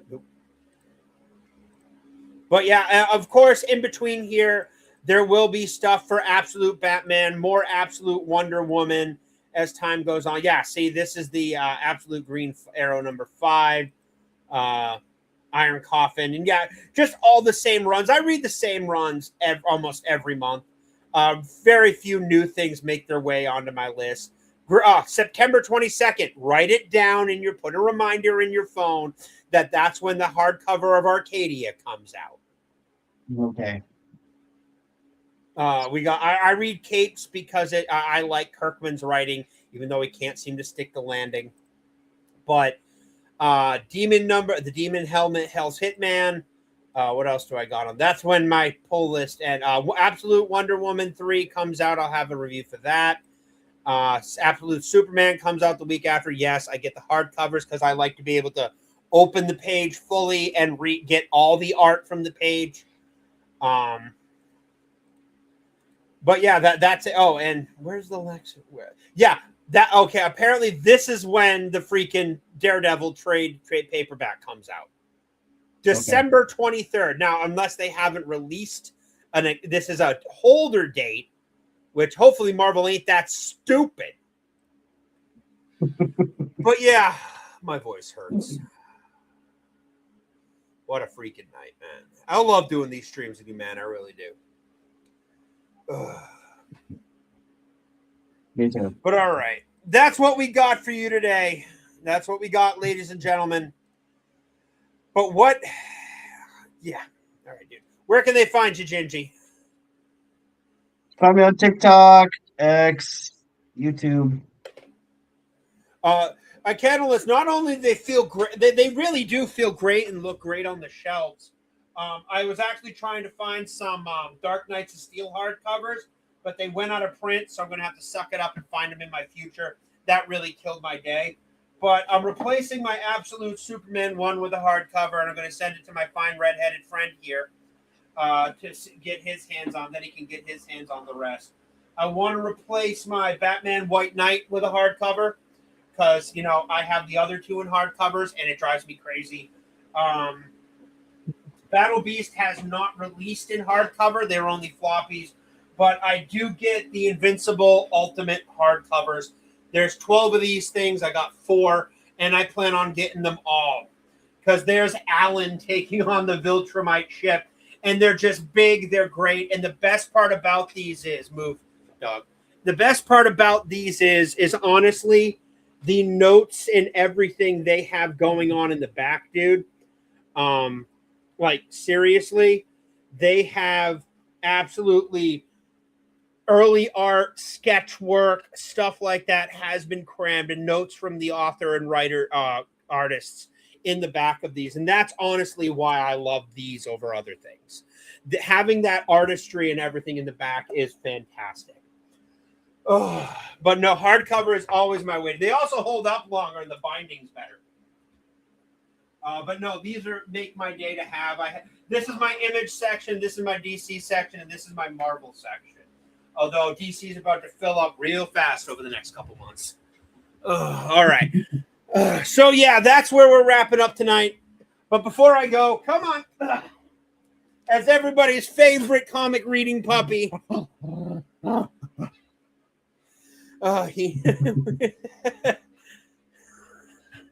There he is, everybody. Sammy the comic dog. Oh, don't you get mouthy with me. Calm down. Sammy makes an appearance every stream. Stop licking my shirt. Oh, really? All right. But yeah, that's my pup, Sammy. He probably really has to use the bathroom. But no, that's where we are wrapping it up tonight, folks. This is a short box. There's a fat guy and a ginger midget sitting around bitching about comics and giving commentary and stuff like that. But yeah, we will catch you all next Saturday, 7 p.m. See you if you're actually interested. I do Real Talk on Wednesday night with Wasp and McCara. This week we're reviewing Smokey and the Bandit, an all-time classic. So if you haven't seen it, watch it. Drop your review on Criticalist, and I will catch everybody later.